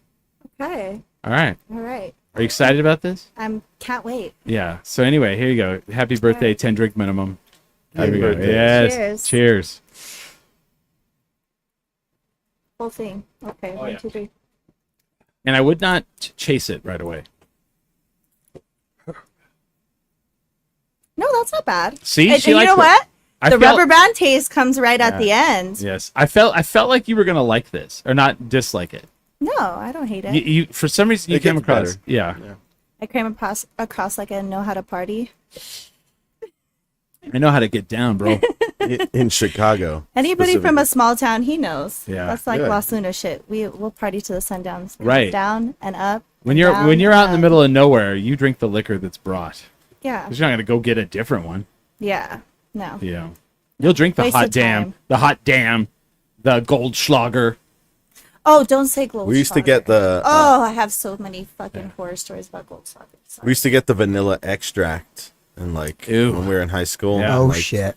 Drink the vanilla extract to get drunk. That's some bumcore status That's some right there, bum man. core status, yeah. Well, here's a funny thing. So I don't know where the mouse. So little Bobby says we had so much Topo Chico at my party. So last night, so here's what's stupid is like we're sponsored. We could bring it. Like I'm not saying people invite us just so we bring Topo Chico, but we can, right, Smiley? That is correct. I'm working on getting us a pallet here. I think they want us to bring it. So anyway, I always forget. And then my friends had a pool party for someone's birthday yesterday. So I was like, I'll bring some Topo Chico. Like I always say, I bring it. And 5 other people brought Topo Chico. And I was like, all right. I'm happy that happened. I'm happy that our sponsor is doing so well. Yeah. I love a good seltzer. Yes. I don't know if it's just like the girl in me. It's like eating a salad instead of eating a heavy meal. You It's know the what girl I in mean? me. Yeah. Yes. We like it. Feminine energy. We all have it. And little Bobby said, and this year we had a new feature, napkins. Yeah. Thanks, little Bobby. I didn't have to use my shirt to wipe my face. Thanks. But I didn't go, so I'm sorry. But all right, so some stories from the last 19 years, right? So Smiley joined the show because it was me and Billy at the time, Billy Belmont. And one night we were all drunk and I met Smiley and we had an after party at my house like you do when the bars close. I'm one of those people that also says yes to everything, Well, Smiley was like, regardless of whether I think I can actually do it or not. I would be like, whatever, man. He's the yes. Smiley is the yes man. It could be a train wreck, but I mean, I never told you I could do it well. I'll be entertaining at least. so Smiley joined us because we were doing we decided we got asked to do the art bar, which was on the corner. Do you remember this? Were you here around when art bar was around? It was Second and Gold. It's like that place that's perpetually something different, and the furniture stays the same. Yeah, it was the wine dive after that. Okay. And then after that, it was what? It was something else. Buds and Beans. It's always something. And they over just painted the furniture. Yeah. But it's always been the same. So anyway, they were like, yeah, on Sunday nights, can you guys come do your show live there? And this was like, fuck, how many years? 10 years ago, Smiley? 10? I started on the show, over 10 years ago. And like, we'd have to run an Ethernet cable from behind the bar to the stage so we could stream live, which was always a pain in the ass. And the owners were like, all about it because we were partying with them because, that's when all the best decisions are made is at a party when you're drunk. Yeah, oh yes. Mm-hmm. And so we made that decision. Well, then after they hired us, they hired a booker. Well, a booker loves to come in to like something that already exists that they didn't book there. And they didn't like us. They didn't like that Sunday nights were taken up by us. They had to move their acts, and it's like no. So here's what the booker would do. He would come in and book. So our show was at. Did we do it at? We did it at 8 o'clock, 8 to 10, right? Yeah, because it went earlier. Yeah, we moved it earlier since then. So I think it was 8 to 10 is what I want to say. So he would book a band at 5 on Sunday. A live band at 5 o'clock on Sunday. Because Sunday at 5 o'clock is when you go watch live bands. But he would do that on purpose. Guaranteed. And, of course, the live band would never go on at 5. They would go on at like 5:30, 5:45. They'd play. Because we're breaking down from freaking brunch. So back in those days, so to take this thing and move it to a bar, I need like an hour before. So from 7 to 8, I would need to set up. So that band would go. They're supposed to be going at 5. They wouldn't start till like 5:30. They would play, and they'd get done at like 6:55, sometimes 7:10, and then just walk off stage to go hug all their family that showed up, and and I'd be like, sometimes I would fucking walk up and start moving their shit off stage. Like, I'm sorry, you don't just fucking walk off the stage. You move your shit, and then you go talk to your family. Right? Am I wrong on this? Oh, no, that's I did that all the time. Yeah. And once you see like more than one person moving your shit off stage, you're like, oh, maybe I should be doing that.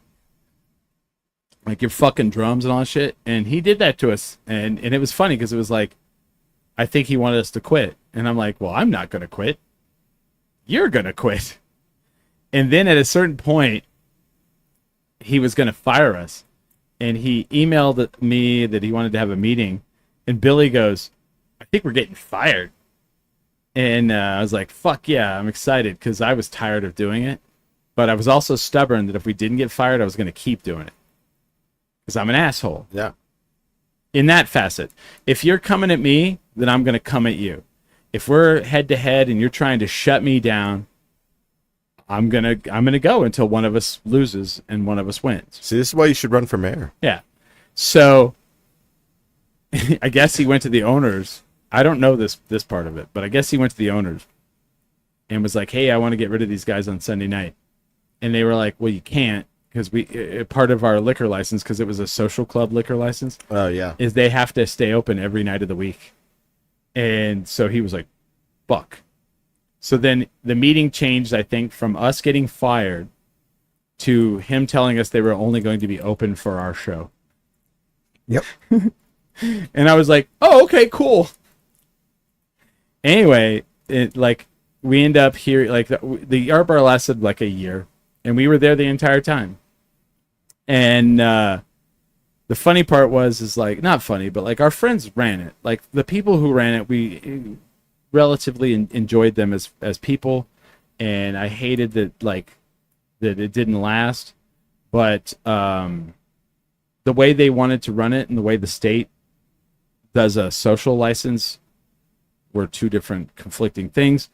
So they got two different violations from the state. One was for was it advertising? Advertising in the alibi. Yeah. Because as a social club, I don't know about anymore. It seems like it's gone now. Like you can do it, but back in the day, as a social club, you couldn't advertise in anything. You couldn't advertise on social media. Couldn't do anything. Like back in the day, press club would be like, "Oh, we're gonna play a show at that private club on the hill." People would post it as that, right? Because you couldn't say press club. Yeah. So they advertised in the alibi, and by advertising they did an interview, and the state considered that an advertisement, an interview. And the second one is they did a thing where they allowed people in with a temporary membership by like paying to get in, and they considered that a violation. And if you get 3, you lose your liquor license in a year. Yeah. And 2 of the owners of the art bar owned a brewery in town, and they were afraid that if they lost that liquor license for the art bar, they were going to lose. They were going to it would affect their brewery ability to continue owning those liquor licenses. So the funny thing is like I found out that the place was closing before they announced it, So I told Billy, I was like, hey, this next Sunday, invite a bunch of people to the podcast. And I think I told Smiley. Oh yeah. I was like, this will be our last one. I invited like everyone, like on my no friend one, list. no one knows this, but this will be our last one there. They're closing. And I was like, and it's probably going to be awesome. And so sure enough, like the day before the podcast, they announced that the art bar's closing. And so I was like, yes. Not that it was, I wasn't excited it was closing. I was excited that was going to be this was going to be our last one there. And then it was probably going to be epic. And sure enough, we show up, we do the show. And I think we were there way past the legal time you're allowed to be in an establishment. Just, Especially for a Sunday, yeah. just getting rid of the inventory. We were hoping to clean up. We were helping get rid of the Cleaning inventory. house, dude. Because one of the owners showed up and just went behind the bar and was like, fun times. I was like, I don't know how. Smiley, These you know how to pictures- make drinks. You go back there and make drinks. Yeah, no, seriously, yeah. I'm like, I don't work here. I guess this isn't an actual business anymore. I'll go make some drinks. Yeah. Yeah, so we locked the door and we just out of time till 4 or 5 in the morning. We're cleaning out these keg lines. Yeah. Little Bobby says they left their shit on stage. Oh, hell no. Exactly. Needless to say, we outlasted that booker, and he got canceled a number of years later for awful shit, and we're still going 19 years, brother. Dang. Try to fire me. And that was my first gig for the show too. Yeah. I had no idea what I was And doing. then we went on to Blackbird, and then we played there. We did our show there till they got closed down. So moral of the story: do Wait. not have us play live shows there. No, that sounds like a You bad are idea. canceled. Where else have you done live shows that they've closed? Nowhere. It's just those two. No, well, here's the thing with that one. So Dandy was like, "Oh, the art bar's closing. Where are you guys going to do the show now?" I was like, "I guess we'll go back to our studio." He goes, "Would you come to the would you do it at the Blackbird?" The Blackbird, I don't know if you remember. I do remember. do remember, It okay. was a coffee shop, right? It was No, a Blackbird Buvette. No. It was a bar. it was where Red Door is now downtown. Okay, then Yeah. I guess not. No, I'm so and sorry. and back in the day, you can ask Barney. That was like the heart of downtown. Oh, yeah.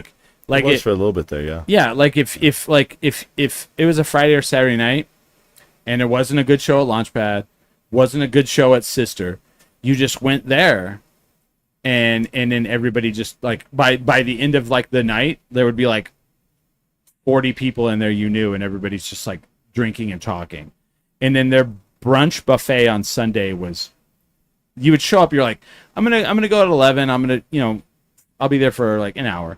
6 hours later, you're like, you've eaten like twice, and you're like still there with like 20 tables. It was I love that place.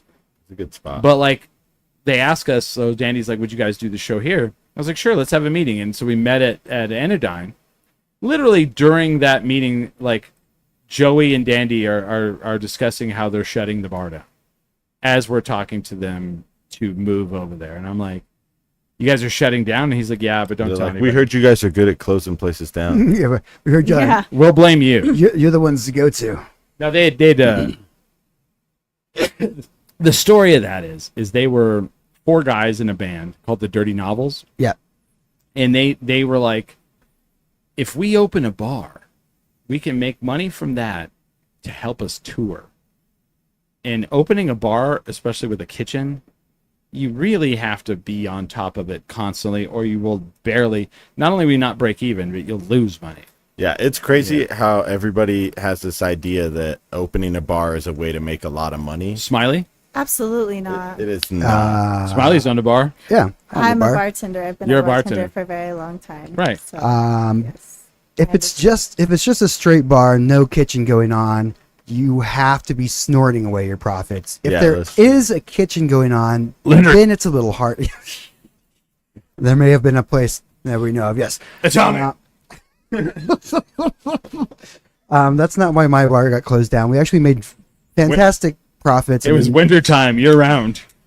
But yeah, that was the U.S. Marshal's office came in and seized It's a the hard- property. yeah, it's a hard business to be in. You know, Right. there's so many lawsuits. There's so many things that can happen Oh, that yeah. may not even have to do with you, but you're Oh, yeah. liable for Oh, and now- with the laws and everything. So you have to be really careful. And Little Bobby says, I worked at Blackbird and met my wife at Blackbird a month before they closed. Yeah. Shout out to Blackbird for sparking some love out there. Oh, a lot's probably. I think the worst. I have a Blackbird story. I worked at the Blackbird for years. He did, and he like slept in. Have you guys fell in love at Blackbird? How many Oh wow! times? You know what? This is a loaded question. All right, I have. Everybody? I have. Okay. I have. Yes. I don't. They didn't know about it, but I fell in love with them. I was like, oh, Okay. He made an alibi post about it. Oh, and she never reached out. I would no, love, I'm just kidding. I would love to see that. Okay, of the alibi, I love you brought that up. Of the things of the alibi, which I would love for people to write into 10 Drink Minimum, 10 Drink Nation. If you are, especially in Albuquerque area, write into our show on your missed connections, because that is the one part of the alibi I missed. Dude, it's like the Sunday night confessionals. Serene, what was the missed connections? What was that? It was a very beautiful column in regards to people longing for people. Yeah. Either they met them and they don't know they exist, or sometimes like they had met and they don't know like whether or not the other person feels the same way. But it was just a very great confessional of like love and lust and interest in one another. Let's see, and it would get really creepy sometimes. Oh, wait a minute. There's a whole Reddit. Okay. Misconnected to Albuquerque. Yeah, dude. It was like I used to watch you go to the library every day. Yeah, I'd get really. I don't know. I don't know if I want to read that one. No, I read myself. Oh, they have Craigslist. The Craigslist ones is still are open. These have to be good. Oh, hold on. These have to be good. Memorial Hospital, early 2000s. That has to be it. Where is that one at? Right there, Ariel from Memorial Hospital, early 2000s. Oh, hold on, okay. We're bringing up Memorial Hospital. This has to be All right, here we go. Oh, wow, I have such fond memories of our glamorous days at Memorial Hospital in the early 2000s. Secretly passing notes during TV time in the oh-so-exciting day room. You once uttered something so profound that I've carried it with me this very moment. Truly, it changed my life. I genuinely hope you're just thriving out there.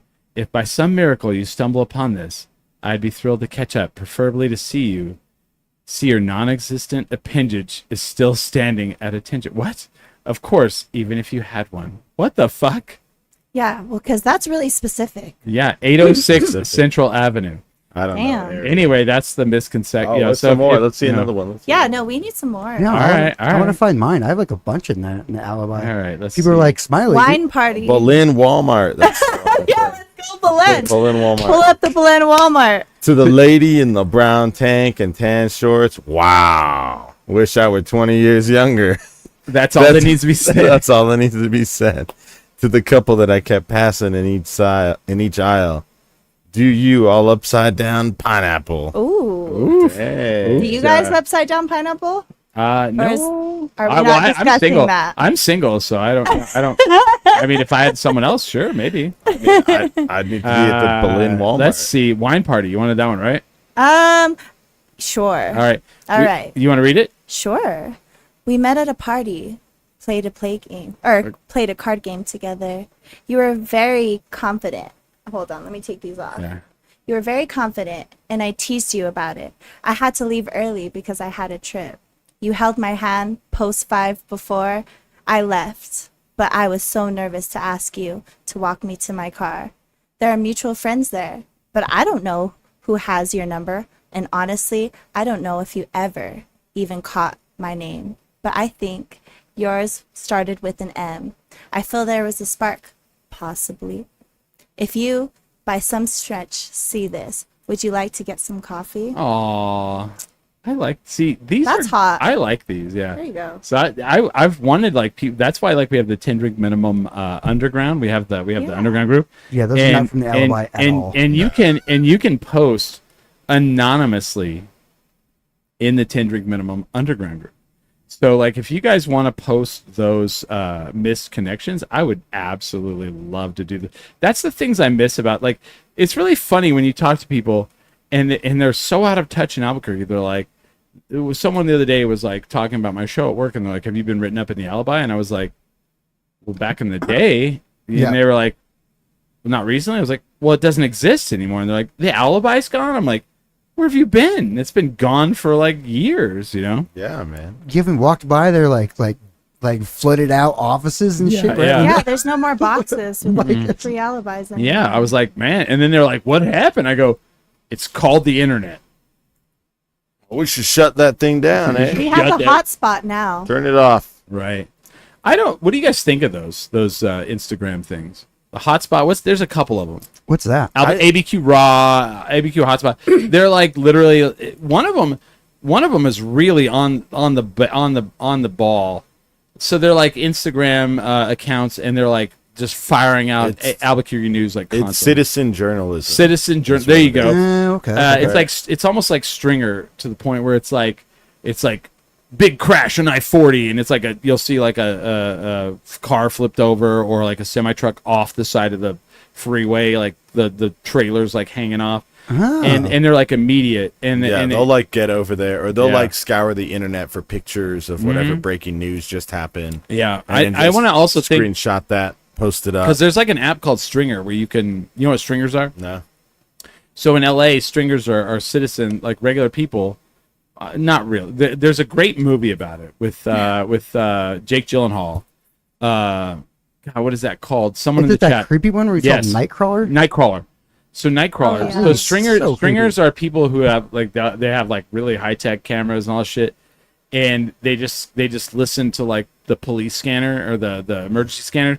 Immediately as there's a wreck, they like fly over there and start filming it, and then they try to sell it to the news. And that's how they make their living. And they're just regular people. And I think it's the same concept. I think that these sites are basically just doing that, and then they're trying to market it to local businesses. Well, now there's ads and stuff like there's that. apps where you can go and sell that on the app, and then the app will sell it to like whoever. And so I think that's what it is. But that was one of the ones that was like, there's 1,000 cameras downtown. First of all, it's not 1,000. There's no 1,000 cameras watching shit. There could be. I mean, if you count every person that's down there with a camera on their phone. Sure. Yeah. There's 1,000 cameras around you all the time. Yeah. Mark Zuckerberg once said that we live in an era that where there is no privacy. And I was like, that's kind of true. There's no. No, there never will be. Yeah. There never will be privacy. Privacy's gone. Well, and the other thing too is it's going to be. Glad I never grew up with it. Yeah, I would have it no other way. Yeah, like I talk about my 20s and being in the fraternity and all stuff. Very glad there was no cameras. Not that I did anything crazy or out of the shit, but like there were some wild times. There were some wild parties I went to like back in the day. They were like great memories. And if people had cameras, like they wouldn't have been as free and wild as they were. Oh, I would have gotten the opposite. Once I know a camera's involved, I'm looking for attention. I would have been dead if there was cameras everywhere.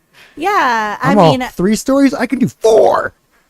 Yeah, no, for sure. I mean, there's positive and negatives to everything, right? You know what I mean? But with the cameras thing, I mean, it's essentially like just reminding you all the time to be watched. So you're kind of just like an actor in this like kind of like giant film of life. Yeah. Because like maybe you would act a certain way or maybe you wouldn't act a certain way, and maybe that's negative and maybe that's positive. So can it be beneficial? Sure. Can it be like a negative thing? Absolutely. I mean, we have no privacy even at home. Like our phone's listening to us. Like everything is morphed into us. Like our Explore page tells you everything you need to know about an individual. Well, and the thing is, because of my day job, I know a little more than regular folks do. So it actually isn't actively listening to you. Yeah. But I'm going to explain what it does. It's actually worse than that. And it's not just at home. And so what actually happens is, like, all of us are sitting in this room right now, and our phones are all in this room with us, I assume, right? Yes. So currently, right now, what's happening is they're not listening like audio wise. They're actually talking to the satellites, and the satellites are showing that all 5 of us are in the same room. So the things they're using a thing called metadata. And the metadata is like four of us. Like who else is here? Brody has their own phone. Sorry, 4 of us. There's someone in the other room. What is going on? 4 of us. Sorry. So it's taking the metadata on our phones. So the things that you've Googled, the things you've Googled, the things I've Googled, the things Smiley Googled, and it's syncing them all together. So it's going to be like, well, you guys are all friends. Yeah. So you clearly like the same thing. You guys get ready for some Tour de France. But the but the other thing that people don't think about, it's not just the phone. It's also your debit card and your credit card. So if you went today and you went to McDonald's, you went to Lowe's, it's now syncing my data with yours that I want to buy shit at Lowe's and I want to buy shit at McDonald's. That's actually how it works. And so the thing that the illusion is like, oh, we were talking about this thing and now it's popped up on my phone. Well, no, your friend is talking about it because they bought it to you. And or they looked it up earlier that day while you were in the same room. And it's even more invasive because that's more invasive than because when you go buy something at the store now with a credit card, that metadata is now tagged to you, and it's part of your algorithm. I know. I know. I went to Walmart the other day, and I used my credit card, and it sent me my receipt before I was done. Before they were done packaging up my items, and I was like, to your texts, and I was like, oh my god, yeah. Isn't that ever paying cash at Walmart now. So it's to me, it's worse than what you thought it was. Like you thought it was, and people are like, well, I don't want it to listen. It's even worse than that. It's watching everything. Yeah. Everything. Well, but yeah, that's the thing I feel like we have to really stay in tune with, because it's easy to get engulfed in what you like and your beliefs and this whole thing, because that's your reality. Everybody's reality is different. Right. And it's not right or wrong. That's just your reality. Right. But it can get very smeared if you're just focused so on your reality and not open-minded enough to what other people are doing and what other people like and this, that, and the other, and just conversing and just listening. Listening is the most beautiful thing that you can really do. Correct. So I have this camera that I wear around. Barney saw it on Friday. It's called a paper shoot, right? Oh yeah. And I wear it as a necklace, and it's this little. Basically, it's just a little circuit board that has a piece of paper around it to make it look like a camera. And the only difference between it and a cell phone is it doesn't have a screen. So when you take the pictures, you can't see them until you plug it in later and you go look at them. And it has it has a little switch that you can switch between 4 filters. And you can put different cards in to change the filters. And it's really crazy because people walk up to me. It's a great conversation starter. And they're like, what is that? I go, it's a camera. And they go, but what do you mean? It has film? No, I just take a picture and I can change the filters on it, but I can't see the pictures till I get home. And people are like, I like that. And it's crazy how people like that disconnect, because you can't veto it. You have to so it makes you take more pictures than you normally would. And then you get home and it's almost like back in the day when you would go pick your pictures up from the photo, whatever, and you'd be like, throw that one away. Ooh, that's a good one. And it was that surprise that you were like, oh man, It's like LOL dolls for kids. Yeah. You don't know what you're going to get, but you're just you're excited to open it up and see what happens. Yeah. So it's got to be way cheaper than the fact that I'm just still using disposable cameras. Yes. Disposable cameras are that's what that was. You're hey, I want to take a selfie, and then you realize you only got half of your face. Yeah. You got half your face and 3 people you're you. well, that was a good memory. I just remember we were there. You left your disposable camera laying around, and Chris goes, "Oh, no one's got a picture of my. No one's got a naked picture of my ass." Yeah, there's a few of those in my old disposable camera days. There's a lot of those are and this is someone's butt. Who knows? Yeah. They didn't sign it or anything, so a lot of booty pics, dude. Not too many, but they get snuck in there. Yeah. I had this whole problem with my memory when I was younger, so I took photos of everything. Yeah. So, like a memento? Yeah, not that bad, but honestly, it would be a month later, and people were like, "You don't remember that?" Oh. And I'm like, "Oh, here's a photo of it." I'm like, "Oh, you're right, I was there." One of the coolest tattoos I've ever seen was Michael Flowers. He had a tattoo on his forearm. He did a movie with what's the guy's name from Memento? Guy Pearce. And it said, "I remember you, Guy Pearce." And Guy Pearce signed his arm. "I remember you, Guy Pearce." And he tattooed it on his arm. Oh, nice. I was like, that's pretty cool because Memento, and it's like I remember. Do you think kids these days even know what that movie is? Memento? Oh, do you know Memento? I know Memento, but I don't think I've ever seen it. So the whole movie of Memento is he has no short-term memory. Like something has happened to him where he like never remembers anything. So he's trying to solve the murder of his wife, right? I think so. Yeah. And the movie is in reverse. Because he can't remember anything that happened before him. Yes, and so he tattoos like specific facts on his body constantly. He has them tattooed on so that when he wakes up every day, he knows what's going on, and he's trying to like find the killer of his wife. And it's Christopher Nolan. Yeah, it's Christopher Nolan's first major film. First major film. Okay. And it was like the film that people were like, "What the fuck is this?" And by the end of it, you're like, "Oh, that's fucking." It's kind of genius. Great. It's kind of genius. Mm-hmm. Yeah. No, very well done. Guy Pearce, Carrie-Anne Moss was in that. Yes. Her second major role. Yes, after Matrix, and because that's why everyone watched it, because everyone's like Carrie-Anne Moss from the Matrix. I'll watch this. So you're like, I don't even care if it's good. At Trinity. This point. I'm like, No, that was literally a big draw from that. I was drawn to the plot, guys. This is what I heard from my brother. Honestly, this movie's fucking weird, and it's got Carrie-Anne Moss in it. And I was like, I'm sold. I might watch that too. I like the going backwards thing. I think telling a story in a reverse order. Barney? Cool. What's your favorite movie? Let me stop that. What's the best movie you've seen recently? Oh, I saw Sinners.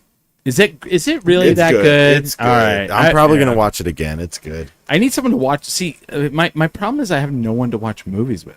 So whenever a movie comes on, I like start watching it, and I'm like, okay. Then the phone dings, and I go, yeah. And then I've got to rewind it, and Battle of the Screens. Yeah.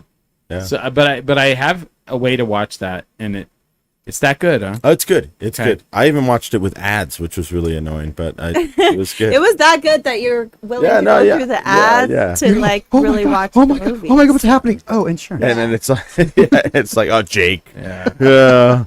You're always up to your antics. Yeah. Favorite movie, I think might be nostalgia pick, Encino Man. Oh shit. Encino Man. Pauly Shore. Sean Astin. Still waiting for that sequel. And Brendan Fraser in his first movie. His first big one, yeah. He's all what was it? He's all nugs. Like what is nugs, chilling and grinded. He's like now he talks great. Now he talks like Serene. What about you? Dude, I love Scarface. That's the best movie you've seen recently. Oh, recently? Yeah. Oh no, what was the? Oh, okay. I saw 28 Years Later. How was that? How was that? It was good, but let me tell you my experience. So I went with my son. I'm a mom. Yeah. Mm-hmm. I went with my son. He's 13. Oh, no. Okay. And he it was rated R, and I made sure I was like, is there any sex scenes? It was like no, and I was like, cool. You know what I mean? But like, all the zombies are naked. Yeah, that's and then it's just all dick. Oh, dude, it's just all dick. There's not even which is. Well, you have a son, right? Yeah. So he was like. So the whole time I was just like, there's parts where you kind of seen it, but there was the one alpha zombie on there. And he was an alpha zombie for a reason. I'm not going to go into detail. But like he was coming in with a hammer hard and running around, and it was dragging. And it was full scene. You're like all right, hammer time. It was full scene on the hammer time, and like the whole time I'm like with my son, you're like this. She's like, why the fuck? He's like, what the hell is this going on? I was like, baby, I don't know. He was like, didn't you? Wait. You were covering his eyes on the Costco hot dog. But yes. Like, because he was annoyed, and I was just like, I'll tell you when it's over, and like, we're just kind of sitting over here like this, you know what I mean? And I was like, there's no purpose for this. Yeah. Like, maybe you show it once or whatever, but like, it was like a full scene of him just running, and like, you're just like, see, it's hard to take your eyes off of it. I can't imagine. We're being honest. That's interesting, because my mom would always my mom would always say, cover your eyes, but it was never on like some dude's, junk. Well, they didn't do that often back then. Yeah, no. It almost didn't seem real. Sleepaway Camp. They take it away from a lot of the modern movies, which I think is annoying. Okay, because I saw Deadpool in the theater, and there was slong in that, all kinds. And the home release, they took it out. There's only one brief scene. So I watched that. And then here's my actual question, and this actually goes to, I don't think anyone in this room. It actually goes more to gay men. Like, I don't think that there's a thing where like I'm all for male frontal nudity, but I don't think it's attractive to anyone. The penis is not an attractive thing, is it? I could see that being used in a horror movie very effectively. No, of course. Like it was more bizarre because I mean I feel like you're used to just seeing like females half naked, right? Like you never really see like the guy, or you see like his ass like once, or just like flash through. And I don't want to say it's good or bad. I feel like it's whatever. I mean, like we're all born naked. Like we all know what we have, like regardless of gender or whatever. it was the #1 review I saw for 28 years later. was the alpha male zombie dong? No, it was just two words. Zombie dong. I feel like Seinfeld said it the best. They're like, men's bodies are for utility, women's bodies are art, and like, so like even like 1,000%, because even like women, we recognize beautiful women. Like, why are beautiful women advertised everywhere? Well, because it catches your eye, regardless of anything. You know, they can be smart, they can be this, they can be like whatever, but a beautiful face is gonna catch you. Right. When I was a kid, my mom would be like, "Cover your eyes." By that point, I'd already seen the boob, but I would was like, just like this, and you just get smacked in the face instead. No. Yeah, but my son was just annoyed. Like he's like, what? Like he's like, when can I like fucking watch this like fully? He's like, he dragged watch it right now. But we wanted to see F1, but then I realized it was 3 hours, and then I was like, fuck this, let's go to 28 years later. Okay, and like, so this is where I'm going. Uh-oh. Because I saw F1 recently. Okay. Way more dong in that one. Way more. No. Dude. They're just No. So I love Brad Pitt, so like, let me book my ticket tonight. So I have a racing simulator back here. Sure. I built it. Like, Okay. I like racing cars. Oh, that's why we got kicked out over to here. So it is. it. No, I have it. No, it used to be in here. So I was like, when this came out, I was like, I'm going to go watch it. I don't go to the movies. I don't really go out to the movies as much anymore. And I was like, not only am I going to go see F1 in the theater, I'm going to go watch it in the IMAX. I guess I didn't fucking know about this 4D fucking thing. Oh, you got the moving seats. No, I did not. I did not know about this. So I went and watched F1. It's long. But there ain't no lag. Like at any point in the movie, do you like someone goes, I saw it and the story was corny, and I was like, so you went to the F1 movie for the story? That's what I go to all movies for. See, now that tells me I wouldn't like that, because I go to movies for a story. This is so. But that's why I'm not going to F1. In the immortal words from Bryan Cranston in the God, what is that show on? It's so good. Malcolm in the Middle? No, the new one. It's Malcolm in the Middle. It's on Apple. The newest Malcolm in the Middle. No, with Seth Rogen. It's the studio. Malcolm and Seth in the middle. The studio. He's like, we make movies. We don't make cinema. You know, like it's a movie, and like the story is there. It like I'll tell you the story. It's the Three Little Pigs, huh? No, Brad Pitt is a 50-something. They don't say 50-something-year-old former F1 driver is still out there journeyman racing, looking for a 25-year-old. No. Ooh. And Javier Bardem comes and finds him, and he's the owner of a struggling F1 team, and he needs help because he's gonna lose the team if they don't get a win.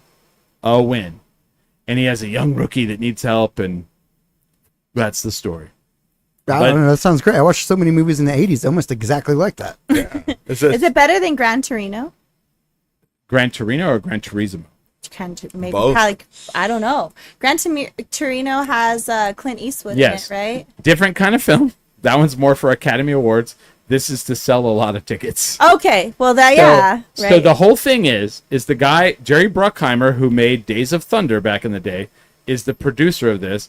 The guy who directed this is the guy who directed Top Gun Maverick, and he was like, I want people to feel like they're in the jet. In this movie, he's like, I want people to realize what F1 racing is like.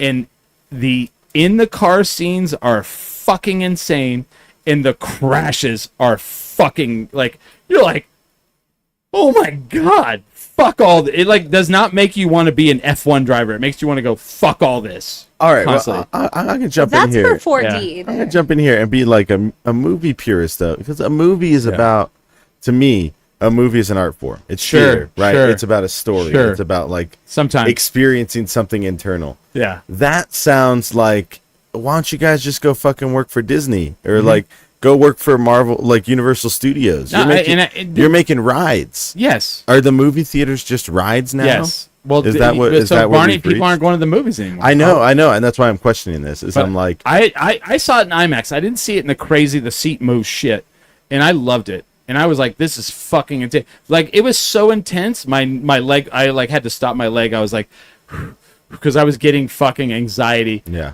From the like, there's a crash. Like, first of all, F1. I don't know how they signed off on this because there's so many crashes. Like, I didn't think they wanted people to realize like how fucking violent shit is.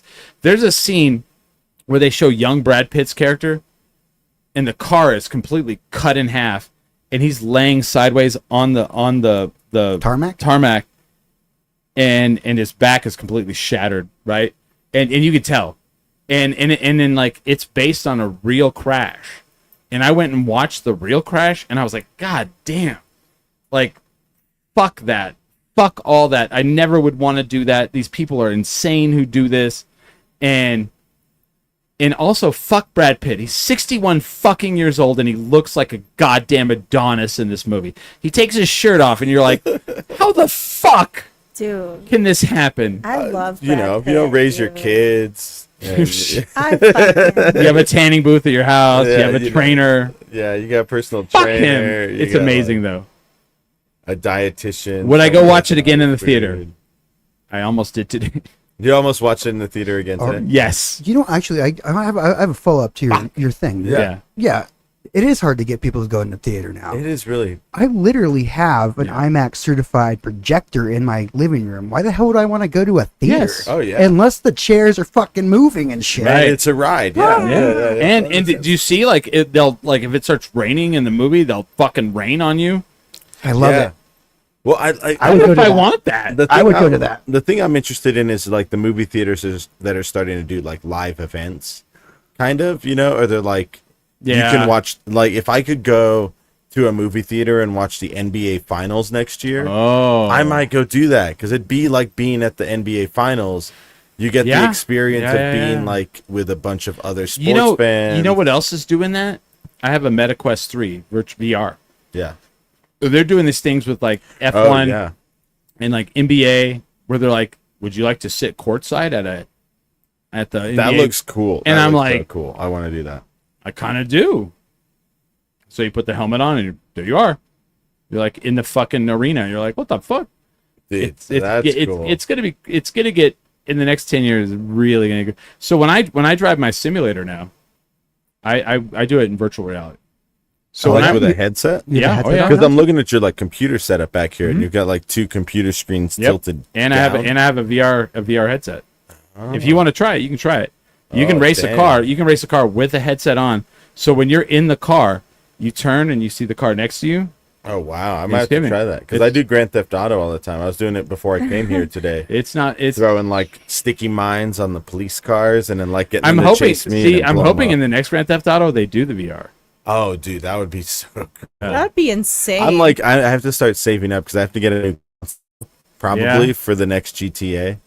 Interesting. Yeah. Or I mean, they're doing remakes on the old one. I'm like, I started playing. Was it Resident Evil 4 on the headset? And I was like, I love this. Die zombies die. They have Resident Evil 4 in VR. Yeah. You have it, right? Yeah. I do. I have it. It's amazing. Do you need a VR headset? I do. Yeah, I don't have one. All right, I'll get you one when you leave. Oh shit! Okay, yeah. You serious? Yeah, I'll get you one. Yeah, I may need to reset it, but I have a MetaQuest 2. Oh shit! Okay. Oh, you upgraded to the 3 already? Right. I have the 3. My work paid for it. Oh wow! Because it's for exercise. Oh great! It is, yeah. That's because like you can do boxing in it. Oh, that'd be cool. And the boxing is what like I've watched like so I was like you can't knock these people out, and then I watched the real boxer and he's like he knocked a guy out, and I was like because they did it like it's so I'll do 2 fights that are 3 rounds. and I'll be like, I gotta sit down. Jesus Christ. Throwing punches is fucking exhausting. Have you done this? You're in great shape. Huh? Have you done boxing? I've never done boxing. I work out. No, yeah. But I've never done boxing, just like in the streets. You know what I mean? So tell us, what is Brad Pitt doing in this F1? What is his workout? Brad Pitt can just do anything. Like Right. He's 61. It doesn't look like he doesn't get. Or it doesn't look like he gets any work done, which is like the most insane shit. Because he's still just as hot as he was like in Fight Club. It's Did like you watch? That's like my All right, number one. All right, I have a question. And Canelo Alvarez. Yes, them too. I love in Fight Club when they're like, he's like, is that what a man looks like? And I'm like, that's what you look like, asshole. Yeah, you're like, yeah, you've got like a 6-pack. What the fuck are you talking about? It's like an 8 in Fight Club. But to be fair, that's like if you've read the book and if you know the whole thing, that's like his imagination of what a man, his projection of what a man. So my question on this is for Barney. Yeah. So Brad Pitt was in Once Upon a Time in Hollywood. Yeah, I saw How do you that. feel about that film? I saw it in theaters. Yeah, and I didn't like it. No I way. I was just kind of like, that is probably one of my favorite movies. in the last like 10 years. It was fine. Fuck, I love that. But I wasn't. I think my expectations were a lot if higher. they can do, if like Hollywood goes and does like a movie that's like 50s or 60s period piece and they nail it, I'm like into it. See, the best movie that I've seen in the last like 5 years is that Everything Everywhere All at Once. That's pretty fucking. That movie was so like good that? and moving. Absolutely and like, not. Have you heard of it? No. I had to explain to my coworker what it was. It brought back what's his name from the Goonies. I can't think of his name. Shuffle? No, the Asian kid, the Oh. Yeah. So he's like the husband of Michelle Kwan? Michelle Yeoh. Michelle Yeoh. And basically they own they're like a Asian couple that owns a laundry. Uh-huh. And they owe back taxes, and this is going to be a very simplistic. It's there's nothing simplistic about this film. Mm-hmm. And then what's her name? The daughter? No, the tax collector, the IRS agent. Jamie Lee Curtis. Jamie Lee Curtis plays the IRS agent. That's like, you need to come in and we need to figure this out, and you're going to be in trouble because you owe taxes. And then it turns into a multiple reality situation where they end up going into several different realities. Right? Yeah, like dimensions. Basically. Yeah. You know, like multiverses. Yeah, there you go, Multiverses. Yeah. It's everything everywhere all at once. Right. And it's like these like simple Asian like laundry owners getting thrown into this fucking like multiverse, and their daughter is involved. Mm-hmm. She becomes like, well, I don't want to ruin it, but like Jamie Lee Curtis's IRS character becomes a villain in a lot of, and at one point they have like the hot dog fingers, and it's so weird. Oh fuck yeah! And they're like married weird. at one point, like she's married to. I like weird stuff. Too much so it's very yeah. It's sci-fi. It's a movie you need to watch more than once, but you will, because you're like, all right. It's so fucked up that you're just like, I need to watch this. The first time I understood about 20% of what was happening, but it was very enjoyable. Uh-huh. And then you're like, I'll watch it again, and like I can't imagine not catching things every single time you watch it. It's very deep. It's like fucking. It feels like it's like theater. It's like a theater piece. Yes, where there's like very artistic to it. It's super artistic, and the detailedmanship to it all. Like you leave with catharsis. Yes. Like you have that moment of like, the stars of the film are literally every member of the production. Because like the details, like in the background, the details in the foreground, the actors, the lighting, the fucking everything. You're like, oh yeah, and it won a bunch of Oscars. I think it won the Picture of the Year or whatever the award's called.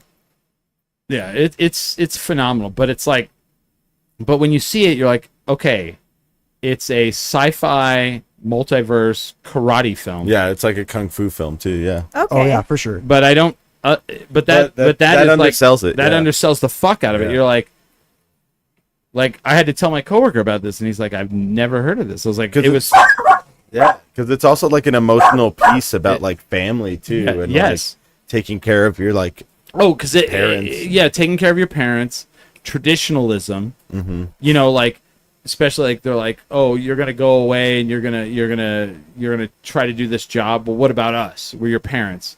You know, because like immigrant, like Asian immigrant, like that whole thing, and it's like wow, like, and they just interwove it like.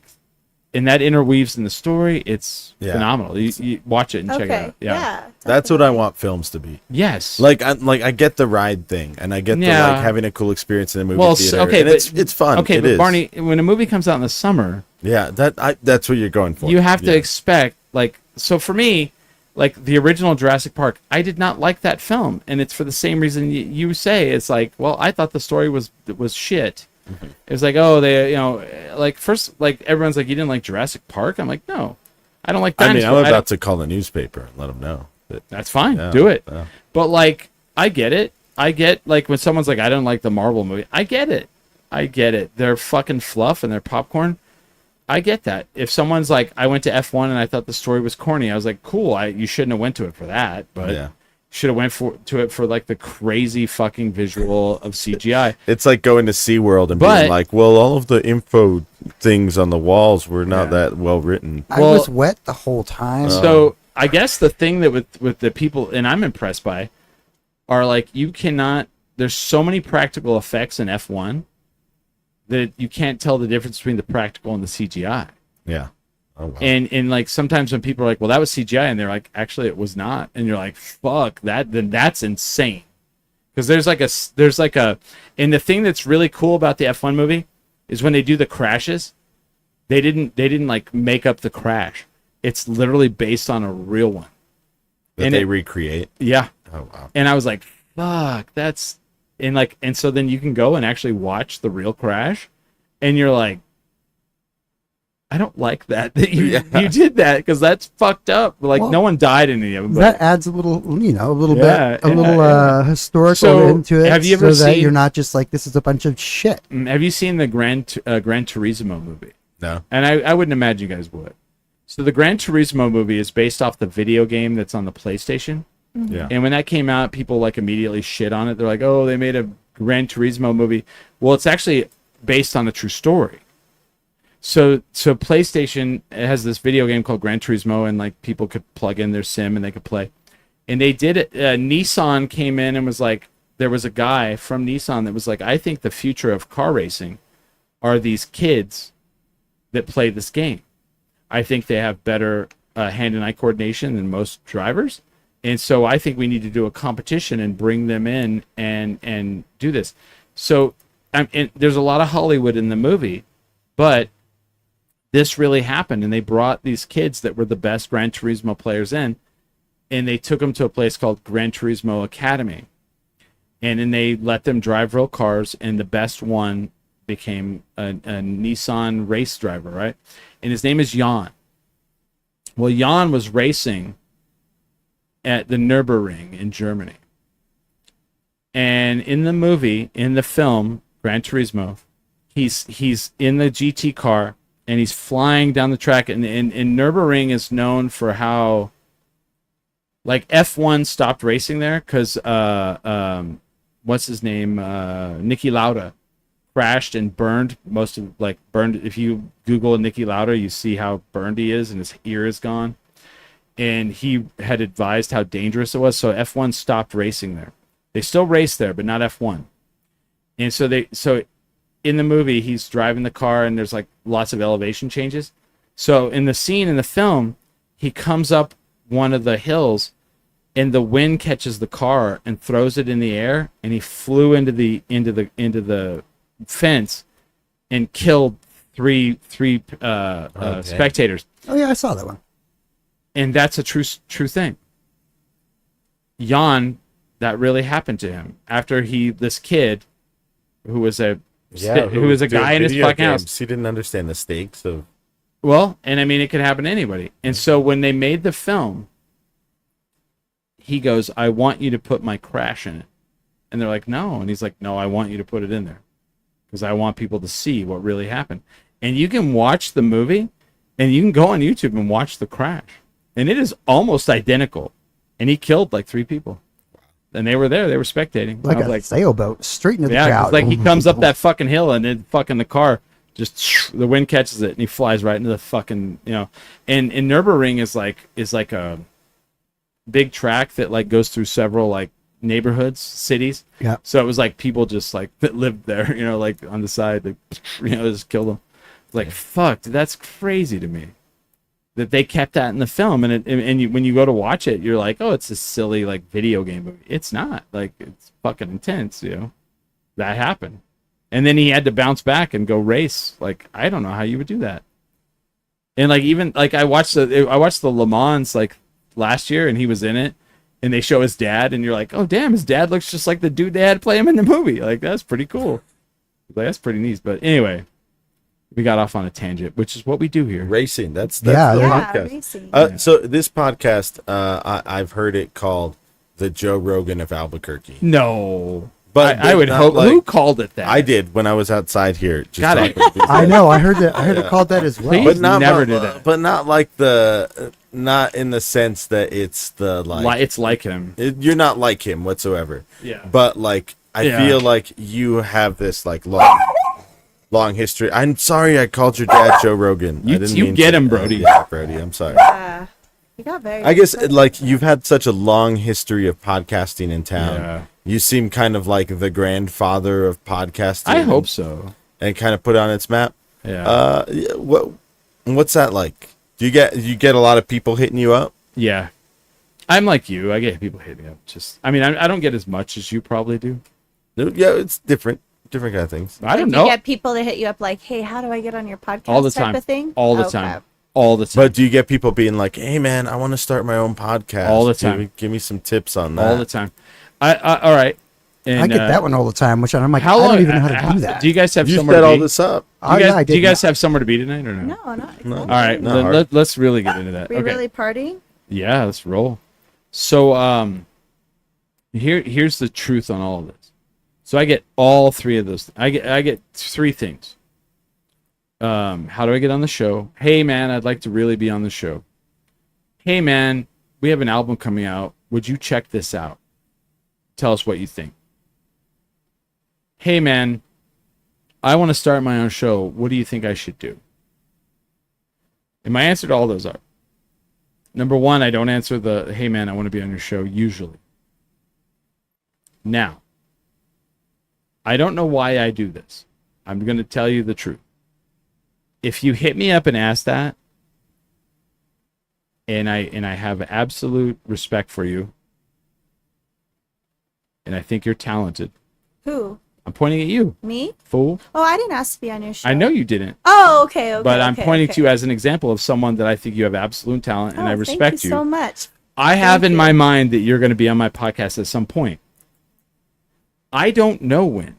It just comes into my mind when I feel like it's time. It's organic. It is. It has to be organic. Right. It's not now, real, if I don't think you're good and I don't want to talk to you, I just won't. I'll just never answer. I just won't. And I'm not saying that that's a good skill. That don't reach out. No, I'm not interested. And like the thing is like I feel like if I coerce, then it turns into a thing and people start writing long paragraphs and I have to be honest with you and I don't want to do that. You know what I mean? I know what you mean, dude. You know 100% what I mean. Exactly what you mean.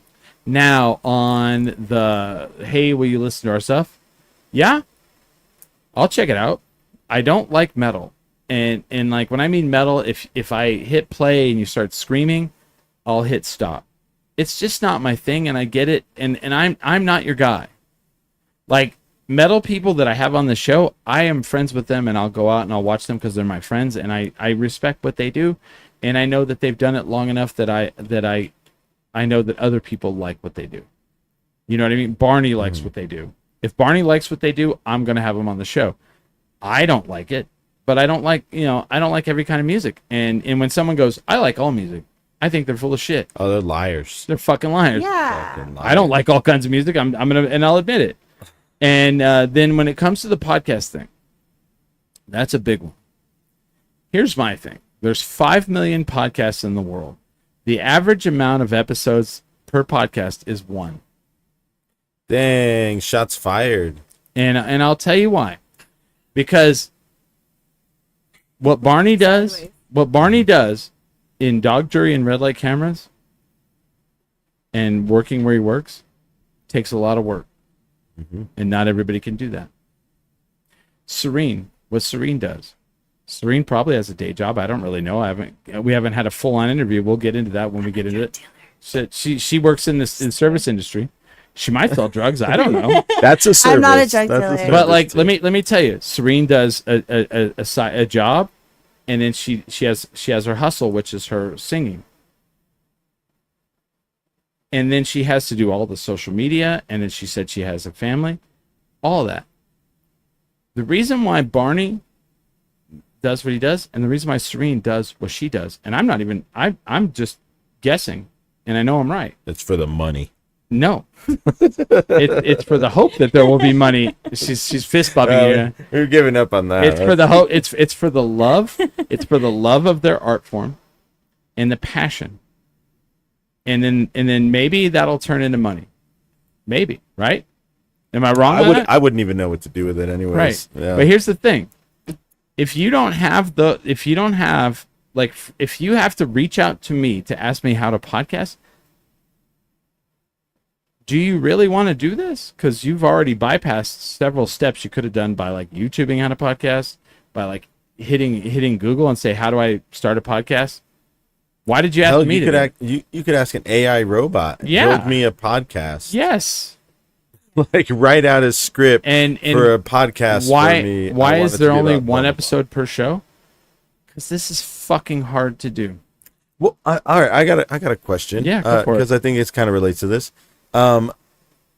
You've been doing this a long time. Yeah, 19 years. I feel like one of the reasons that a lot of people will make one episode of a podcast and then stop making any more episodes of a podcast is because everyone doesn't listen right away, right? And I think this goes with like a lot of art too, where people have like illusions of grandeur, like, man, we're gonna make a podcast. Yeah. We're gonna put out a first episode. Everyone's gonna think we're funny. They're gonna start calling in immediately, and like, it takes a while to build all this up. You know, as 19 years shows us. What was it like when you started? How many listeners? What was your listenership like? A lot. I would say 3,000 to 4,000. No, like you'd start out a little bit. You gotta understand, when I started out, it was pre-Mark Maron, pre-Joe Rogan. Yeah. Pre all those. The big shows were in comedy. We'll just go in comedy. There was Don and Drew, Keith and the Girl, Red Bar Radio were like the big comedy ones, right? You had Pod Show, which was Mark Curry, the guy from MTV. Pod Show, yeah. Mark Curry, am I around that? He was a VJ on MTV. He left MTV and like he actually saw that like this was going to be big, and he started a thing called Pod Show, and he got investors, and they went in. And so when I first started, you were like either like for Pod Show or against Pod Show, because Pod Show was corporate. Pod Show was like if you got on that network, you definitely were gonna get like fans, and you definitely were gonna get like exposure because you were going to have money behind you. But it was almost like radio, where they were like, well, we want your content to be a little more like this. So if you were outlaw, you were anti-Pod Show, where like Keith and the Girl were anti-Pod Show. And I was such a fan of Keith and the Girl that they did a show in Dallas, and I drove to Dallas and went and saw them and met them. And so you got interested. How old were you when you got interested in this? 32. 32. Okay. Yeah. Hey, shout out to everybody who feels like your life's over when you're 30. Right? Because I feel like there's some of that attitude out there where you're like, I was 32. I lived in Portales, New Mexico. Yeah. I was in a little house on the north side in what they call Taco Town in Albuquerque. It's their war zone. Mm-hmm. And I was 100%. I was like a property manager. I was driving a lawnmower like once a week, where I'd mow a big ass lawn. So I was listening to music on my fucking iPod Nano, And I just had I was like, I'm tired of this music that I have, you know, because back in the day you didn't have fucking access to the fucking entire world of music. You had access to the music you own, and I was tired of it. And I was like on Apple iTunes, because iTunes existed then, and I was like, what are podcasts? Went to the comedy one, downloaded some, played it while I was riding a lawnmower, and I was like, oh, it's a radio show. Yeah, it's right. And then I was like, no, this is like something people are doing in their basement. Because some of them sounded fucking terrible. I kept listening, and I was like, wait a minute, these people are just, they bought microphones to do this? I was like, I could do this. So I convinced my friend to pay for it all. We went to Radio Shack, bought what we thought. And like, there was no like learning curve. Like there was no like, I mean, the learning curve was steep in those days. There was no, like, you went to fucking Best Buy and you went to the aisle where the streaming was and you bought the fucking... You couldn't Google the arm, and yeah, you couldn't. And you didn't know how to, like, run it from your laptop to the mixer or to whatever you had. I had to listen. I literally would have to listen to shows, and they would mention a product, and then I'd go buy it. And then I'd have to learn how to use it. I had to learn how to integrate it. And then, we did 5 shows a week in those days. The first 50 shows. Oh, wow. Yeah. The first 50 shows were done like boom, like quick. In 100 days. Yeah. It was fast. And we were bad. And people were like, I would like to listen to those. I was like, I would not. Yeah. They're terrible. You know, misogynistic, racist. But probably. What's great is that you're just doing it on your own. Yeah. Right? You were just really it was having DIY. To like, yeah, it's DIY. It was as DIY as it gets. And I did a panel at Houston. Smiley was there, and it was like a panel of podcasters, and like Ming was there, and Ming's been a podcaster for a long time. The Colt 45 guys were there, and they've been podcasters for a really long time. And there was like a lady who does true crime, and she was really good. And then there was a couple there was another guy who does like a movie one. He'd been around for like 10 years. Really long time, that guy. And then actually, it's the only one I met. Yeah, and then there was like these 2 guys that were like 3-year, and they were like not good. Like they shouldn't have been on that panel. But like the whole idea was like, how do you make content? You're like, just turn the microphone on and just keep on talking, right? And I literally was like, well, you know, and like I like no one wanted, like here's the thing. Ask Smiley.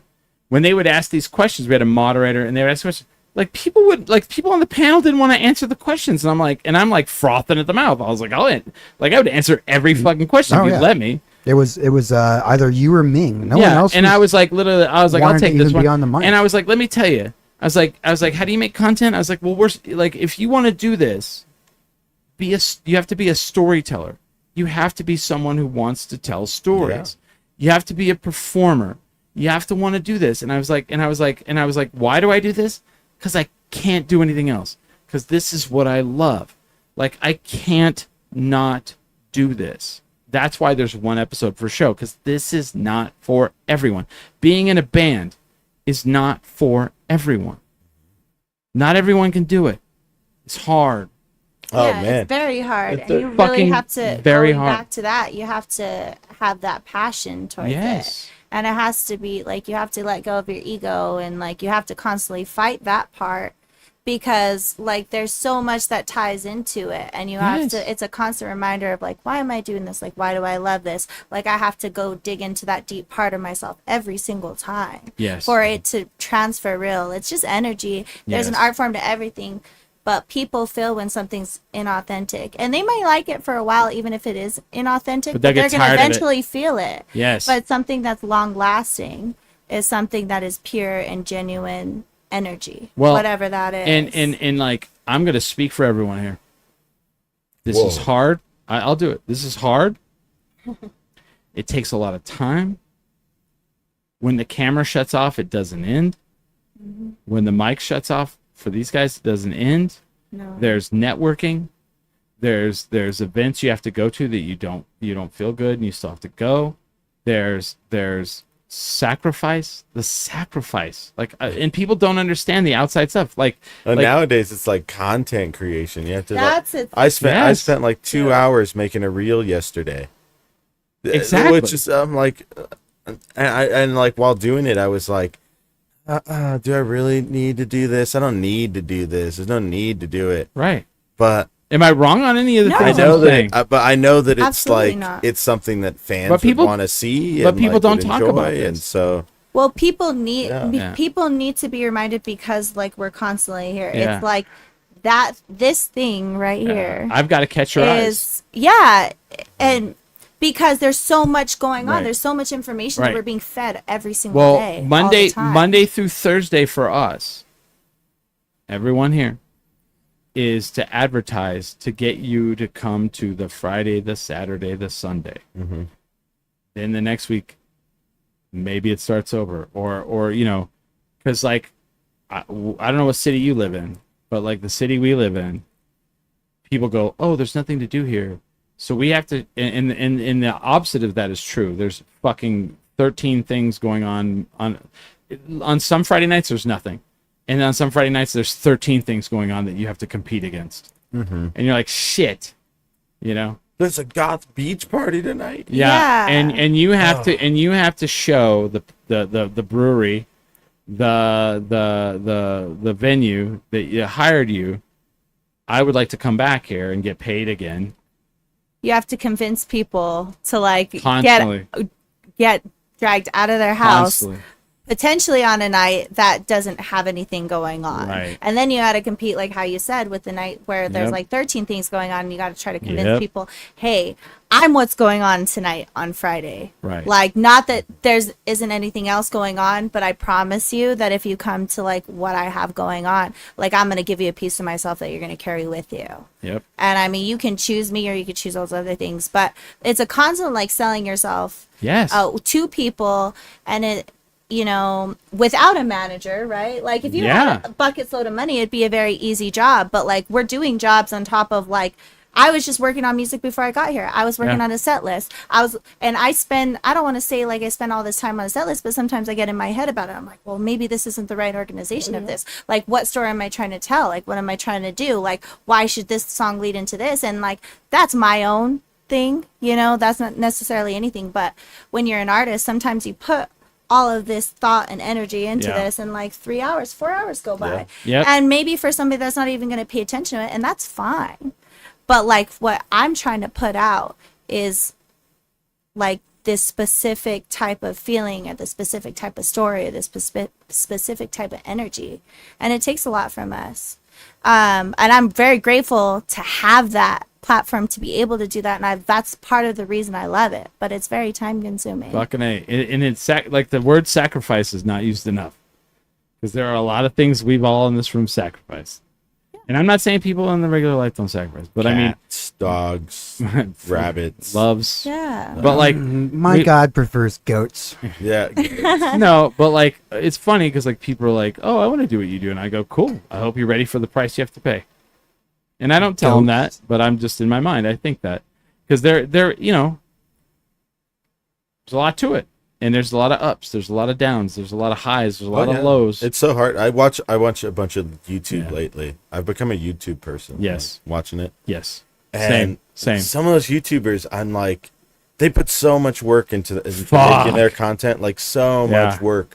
And then kids are like, I'm going to be a YouTuber. And I'm like, well, I hope you want that as a job. Yeah. Because that's a lot more work than most jobs. My friend's son, that he was like telling us a couple weeks ago, he's like, yeah, I want to be a YouTuber. That's what I want to do. And I was like, do you know video editing? Do you know lighting? Can you know lighting? Do you know sound? How's your sound? Do you have good sound? Do you, like, it's a lot of work. And then also, do you have charisma? I mean, the beauty of it is that it looks so effortless and it looks so easy. That's the problem. And that's the beauty of like you being transparent and it being authentic. Mm-hmm. But like the transparentness and the authenticity, I feel like is the hardest part. Like the content, that that takes time, and that staying true to who you are also and really expressing that. I feel like that's really truly like the hardest part, because it's easy to get involved in like, what do people want? And that's such a like temptation to like go there, but you always have to kind of constantly pull yourself back and be like, no, who am I, what am I what am I trying to speak to? Right. And I have a question for you. Sure. Is this studio like what you thought it was going to be? No, I honestly, I kind of came in here with, I didn't know what to expect. Right. You know, I've seen little clips. I've seen certain things. Well, you like know? people come in here and they go, Jesus. Like, I'm like, right? Like, it's a lot more than, it's a lot. But I like me personally, like I like the art of mystery. Like I like kind of being thrown into something. And I've worked for radio, and I think this is more intense than that. The art of just like, you know, winging it. You know what I mean? Well, because I mean, like the studio, everything. Like, no, I know, but like just like I say, not knowing what to expect. Like I don't know how it's gonna be set up. Like I don't know how it's gonna be. No, I've had like, people come in. I've had people walk. I had the lady who was the mayor. She walked in and she was like, "Oh damn." She was like, I did not expect you to have all this. I was like, yeah, 19 years, man. I know what I'm doing. Like, I don't want to have to, like, Mark Maron has a guy that he works with, he pays him, and that guy does all of the production. I'm doing it here as we're sitting here. My hand is changing the camera to everybody. The whole time? Yes. Oh my god. Yeah, and you wouldn't know that, right? But like you've gotten so good at like figuring that out, nobody would notice. It seems like someone asked me like, "What software do you use to make the camera switch when people talk?" I go. You know what I appreciate about your show? Is the beginning of every show is so raw. Yeah. And I think it's really great. I've thought about it several times. About how your show starts off and it's like you're figuring out how to podcast. Yes. You know how to podcast. You know how to do this, but it's always like, oh yeah, we're still getting that. Oh, did you get that mic? We're still getting the hang of this. That mic. You're still getting the hang of it. Well, that's because this guy shows up late and like he's always like, my headphones aren't working. Or your guests show up later. What like, sorry, we're late again, guys. We had a couple guests that came in like last week. He was mad that he was late. He was kind of lit a little bit. Yeah, and then we had one a couple weeks. Smiley, some traffic.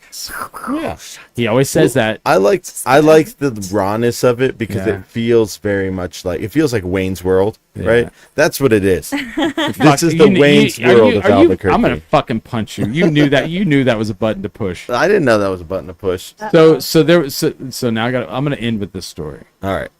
So I don't like working with the city of Albuquerque for two reasons. Well, for one reason, because they lie. They're liars. City? Yeah. No. The city likes to announce things in a press release and then never follow. They have this amazing studio downtown. It's by the hat shop. Oh yeah. Yeah, they have amazing. Yeah, that's the public access. Yeah. There. And you can go and like podcast there, and they did a press release and like showed it, and then they do nothing with it. And years ago, Billy and they brought us in, and they hit us up, and they're like, "Hey, we're very interested in bringing you guys in." It was called U Public in those days, and they were like, "Yeah, we would like to bring you guys in and do a show here, and we'll put it on TV." And I was like, "Well, fuck yeah, let's do this." So we go in. On the very top level, they have a very Howard Stern-esque studio. Tables and like there's a glass between like the producer and you, and we were like, yeah, could we come in and like kind of like do whatever we want? And they bring us up there and like we're looking at it, we're like, yeah, this is very cool. I like it. And I'm very interested. And they're like, all right, in like a week we're gonna have like an open house and we're gonna bring people in and let them, see the place, and we'd like for you guys to come as well. Fuck yeah. And we're like, this is great. I told Billy, I was like, yeah, if we can, if we'll have to cut out cussing, but yeah, we could do this. We could be on TV, and I think it'll be a really great opportunity. Very excited. I'm like, fuck yeah, I'm all for it. You just cussed. I know. That's why I'm here and not there. Foreshadow. No, it's not foreshadow. So then we show up to this open house, and we're down on the lower level, and there's like another production studio, and I see it, and it's a very like, they have like a green screen painted on the wall. And I'm like, oh, that's cool. I guess if you're doing like a cooking show or something, you could put a green screen behind you, whatever. Cool. So the dude we'd been talking to is like, oh, hey, Billy, Chris, come here. And we go over there, and he enters this guy. He's like, hey,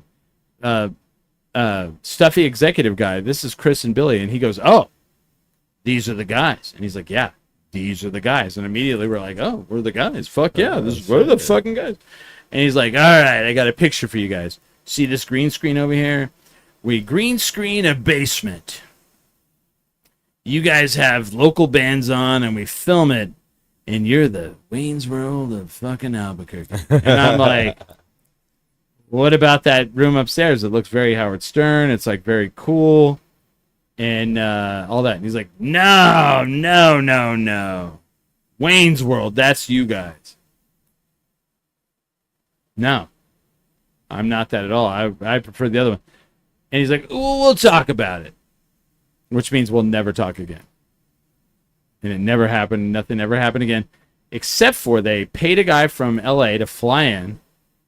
They filmed 12 episodes. They brought in local bands. And they made it look like a basement. And it did one season. And they never did it again. What was it called? I don't remember. I don't remember at all. But was it called Albuquerque's Wayne's World? No. It was like I don't know. I'd have to find Wayne's World. And so then after that, I was like, well, fuck all those people.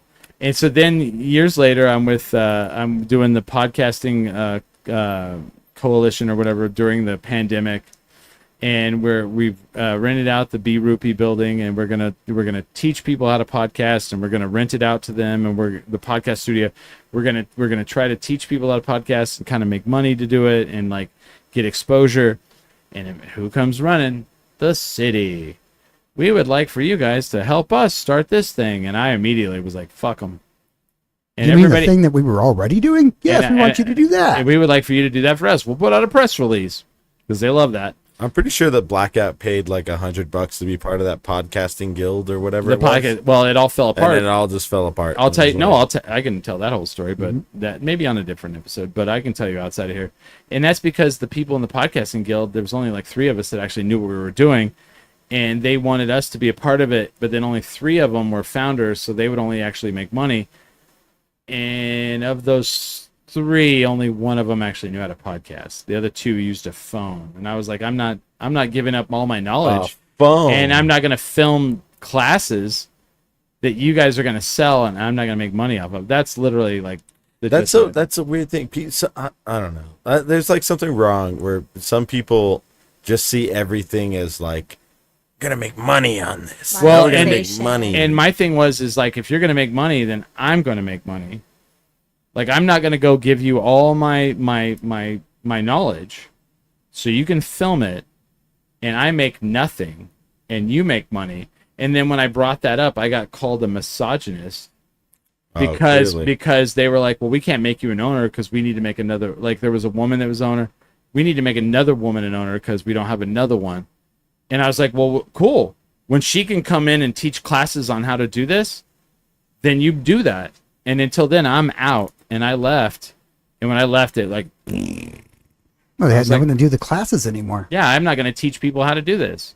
I'm not going to teach people how to do mic techniques so they don't go like... They don't talk like this and sit on the side of the microphone. They like move their head around and talk like this what you're actually supposed to do. I'm not going to teach people how to do that, and then you make money off of it. Go fuck yourself. And I'm not going to let the city come in and glean off of us because I don't want that. And so that's why it fell apart. It's of my personal opinion that studio upstairs wasn't actually real, and that's why you couldn't use it. Probably. It was just for show. It was like the Cheers when you go to Boston. I wear my Cheers shirt. But when you go to Boston to go see Cheers, they have like it's a fake Cheers. It's not even a real bar. Yeah, upstairs. Anyway, so in conclusion, I want to thank everyone for the last 19 years. I want to thank Steve from London for bringing us gin. That gin was really good. Dude, shout out Steve if you're still listening, dude. That gin is lit. We've had like people go, "What are your successes?" I've had 2 fans, one from London fly here, one from Australia fly here. I mean, who can do that? You know, just to hang out with us. Just to hang out with us. That's a lot to me. That's a lot, yeah. We have fans all over the world. We have, England and Ireland and Australia and Germany and New Zealand, and all over the United States. It's weird. We have a huge fan base in California. I don't know why. I say a lot of mean things. Texas, I don't know why. I say a lot of mean things. Florida, I don't know why. We say a lot of mean things. But maybe that's weird. They get bullied all the time. Yeah, we're from New Mexico, and people go, "What's your show about?" I go, "It's about Albuquerque. These are our people." What up? Yeah. These are our people. Shout out Burke. Burke, yes. Love it. And we're, I remember. Are they going to let you host a mayoral debate or? Fuck. Tim doesn't tip, so he probably won't. They'd be like, no. See, that would be like the best. Like, if the city wanted to like get with the times, they would have a mayoral debate on this podcast. I don't think, honestly, in my opinion, I don't think Tim And then Keller, they drink the, what is this called? Malort. Malort. And we see who can handle it. Yeah. You can't handle Albuquerque. You can't handle And Malort. then somebody can be like, I'm going to make Albuquerque the second Malort city. We're building a Malort factory, and that's jobs. I honestly, in my opinion, I don't think Keller wants to win. I think he's just running. Well, what's his game plan then? I mean, like, I don't know. That's where here we are. You just had to ask that. I don't think he wants to win. He's running ish. Well, so who's your top choice now? I don't know if I want to answer that on the show. Don't answer it on the air. You can tell me off. Yeah, I'll tell you. I don't. Yeah, I have my opinions. Ron Bell. Finally, dude. If Ron Bell, I know. I have to tell you. Gosh, I have so many memories of Ron Bell. If Ron Bell came out, fuck, I don't want to get sued. I don't want to say what I was about to say. Oh yeah, he's a lawyer. He'll sue. Don't do it. If he came out in his Let's say TJ Trout. Is TJ? No, I was gonna say if Ron Bell came out in his leather suit. Whoa, you're getting sued now. I was going to say gimp mask, but Smiley said that and said, I'm running for mayor. that's he might the win. proper term for it. Dude, nobody cares Albuquerque's anymore. a big goth town. I feel like nobody they would cares be into it. anymore. I went to Goth Beach Party because I like the goth girls. I do have a thing for Chris goth. loves the goth girls. I like a lot of different girls. I like chola girls. I like goth girls. Oh, Goths and this has become a cholas. dating podcast now. All right. What is going on over Send the here? convention. All right. Confession. If you like Chris, make sure to mention him in the gothy, or you misconnection. like to throw manos? hey, Chris might be interested. I was downtown on Central on Sunday night, and I saw you stab another girl. You had the tattoos on your face, and I was into it. Would you like to go for a coffee sometime? The bigger the hoop, the bigger the heart, bro. Fuck yes. Sure. Yes. Hoops and bangs. Hoops and bangs. Hoops and bangs. Amen. And my friend's from Las Vegas, New Mexico. I was like, dude, you should see this bartender at downtown. And he's all, does she have hoops? I'm like, she has bangs and hoops. And he's like, dang. Where's she work? Ooh. Is she better than The fuck? Aquanet, bro. Is she better than fuck? I was like, The she baddest, homie. the baddest. I want to thank Serene for coming on. I want to thank Barney Lopez. Barney, when do you think we're going to do the announcement? So I'm getting pretty close. I would say I'm probably about 65% there on like locking in bands with the dates that they're playing. Oh, I have all I know the someone's bands. like, do you know what night we're playing? I was like, I have no idea. Why would I fucking know that? I'm still figuring that out. Like, I'm almost there though. I'm almost done getting all the bands locked in on the dates. Is it crazy how crazy this has become? It's pretty nuts. Do people hit you up all the time? I got an email this morning from a band. Are we playing or what? No, being like, hey, we want to get on Night of the Living cover bands. Can we get on that? And I'm like, signups were a long time ago. You missed signups. You missed that a while You know ago. what? I found out about Night of the Living cover bands with you. Yeah. And I feel bad because it's not super well advertised. Because if it was, then if you know, you know. It's not even that. It's like one. You'd be I swamped. haven't. I'm getting into close to like a 2-year mark of like doing this, and then like obviously I'm a mom, and I don't want to say obviously I'm a mom like this, like, and I don't get out that much, and being in the scene, like I get out a little bit more, and I realize that there's all of these other things that have been going on this whole time that I had no idea about, right? And we were talking about it. He's like, Night of the Living cover bands, and we were talking about certain things that people were doing. You're all this outplayed, and I had mentioned who I wanted to do, which just so happens to be who I'm doing this year, right? Which I don't think has anyone done that one? I don't think so. Okay. Yeah, and I think that you said that you're like, I don't think anybody's done that one. I was like, cool, because I think we were on the subject of like, yeah, this person does this so many times. She's gonna do and I was Cher. like, I would, yeah. Yeah, right. But he had said like, "Oh, that would be a good one. I don't think I've ever heard that." And I was like, "Cool." I was like, "Then it should work out perfectly." But I was like, "That sounds like such a fucking fun thing." I can't wait. I can't wait. And then I went to a couple. Yeah. Right after that time because we were doing Oktoberfest. So I think it was in the middle. Of October when that happened. So I ended up seeing a couple, and I was like, "Oh, this is fucking rad." Yeah. So. Long story short. And I can't wait to do the announcement show where we go over who you're doing, and I'm like, October's gonna creep. I'm gonna be like, quick. and I'm gonna be like, thinking mid-August. I'll be all, and Serene's doing this one. I'll be all, that's a terrible choice, right? Yeah. And then you'll be like, you motherfucker, she doesn't like know what the fuck she's doing. Stupid. But I have a great outfit already. I'm kidding. I have the outfit. Oh, good, because I'll trash you if you don't do the if you don't do costumes. Yeah, no. Everyone clicks. So I kind of have a thing to kind of down. No one's listening by this point of the show, right? You got so like October. In October, there's Santa Fe Comic-Con. Whoa! And I will be at Santa Fe Comic-Con. So that one of those weekends, right? With Ming Chen, and I already told Ming. We're going to drive down to Albuquerque. We're going to go to one of the Night of the Living cover bands. So Ming and I will be, Ming Chen from TV's Comic Book Man and I will be at one of the Night of the Living cover bands. Oh, shit. And I'm still waiting. I think I've kind of lost. I may or may not be in Night of the Living cover bands this year. Again, I've done the last 2 years. Yeah. I was, last year I was, what's his name? Ed Sullivan for Little Bobby's Band. I brought up the Dave Clark 5. In the year before that, I was the announcer for Tenacious D, because they always in the TV show they always had the announcer. And I think I'm doing something this year, but I'm not totally sure. But if somebody needs something, I'm open. Smiley might. I don't know. No one's asking me. No one's asking me this year, but I was supposed to do something last year, and then the year before that, I was playing a tambourine on stage. Yeah. I think you should talk to Simo. I think that's who I am talking to. Okay, yeah. I think I am doing something role for you there. Yes, I think there is. And but Ming Chen and I will be at I'll be. He thought Ming Chen was here. I'm gonna miss a weekend. Because I'll be in Chicago for Chronicon 2. They're announcing the Chronicon this year. They've already announced a bunch, and it's like crazy this year. Because Dogma's available now, right? Yeah. So you're gonna see Matt Damon and. No, not Doc. Well, no. This year's the 30th anniversary of Mallrats. Mallrats. So Jason London has announced, and Ethan Suplee, Jason Lee. Yes. And then the girl, I can't remember her name. She was the underage sex. She was writing the sex book in the movie. She's gonna be there. But I am such a huge fan of that movie. But Ethan Suplee, you know Ethan Suplee? Mm-hmm. No, he was in My Name's Earl. He was the brother in My Name's Earl. Yeah. And and Jason Lee and I'm I'm in. I have to get. I'm in. I have a skateboard I need to get signed by Jason Lee. Right.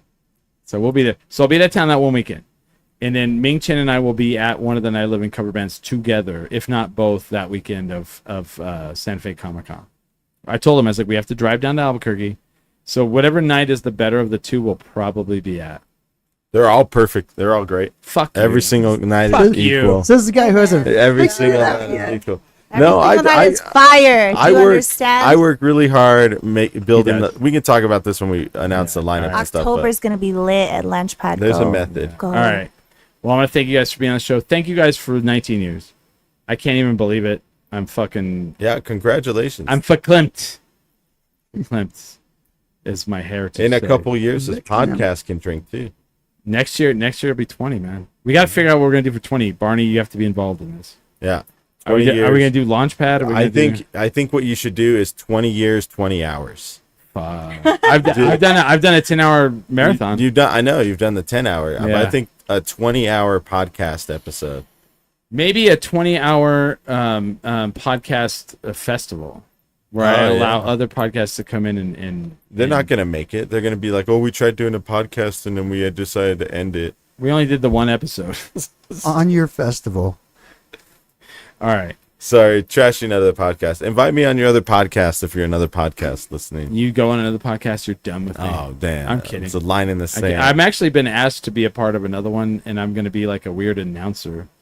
He says live for 24 hours. MJ says. Yeah, I think that's a good idea. Fuck, I don't know if I could do that. A 24-hour podcast would be a feat. Okay. Maybe, do it in shifts. Do it in shifts. Yeah. Have like including a guest sleep, for like 8 MJ. hours. Yeah. I could. Including Yeah, sleep. maybe. There's just 2 hours of us taking Should we a watch nap. Chris Yeah. sleep for take naps?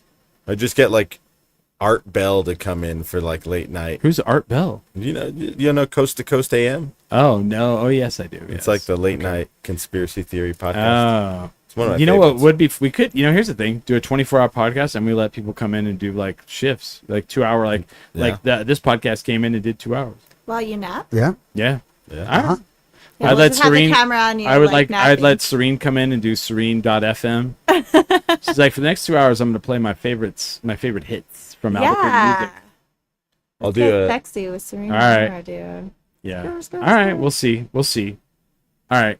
Well, you know what? That's actually not a bad. I kind of like that a little bit, where I let people come in and like like I'd let Barney come in and play. Somebody come in and play like their favorite local bands. Just music wise.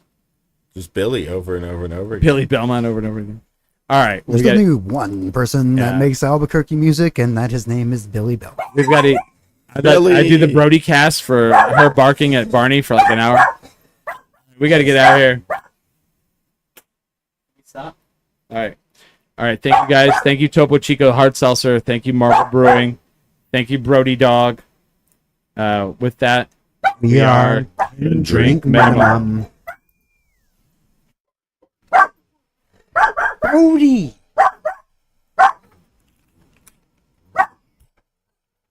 And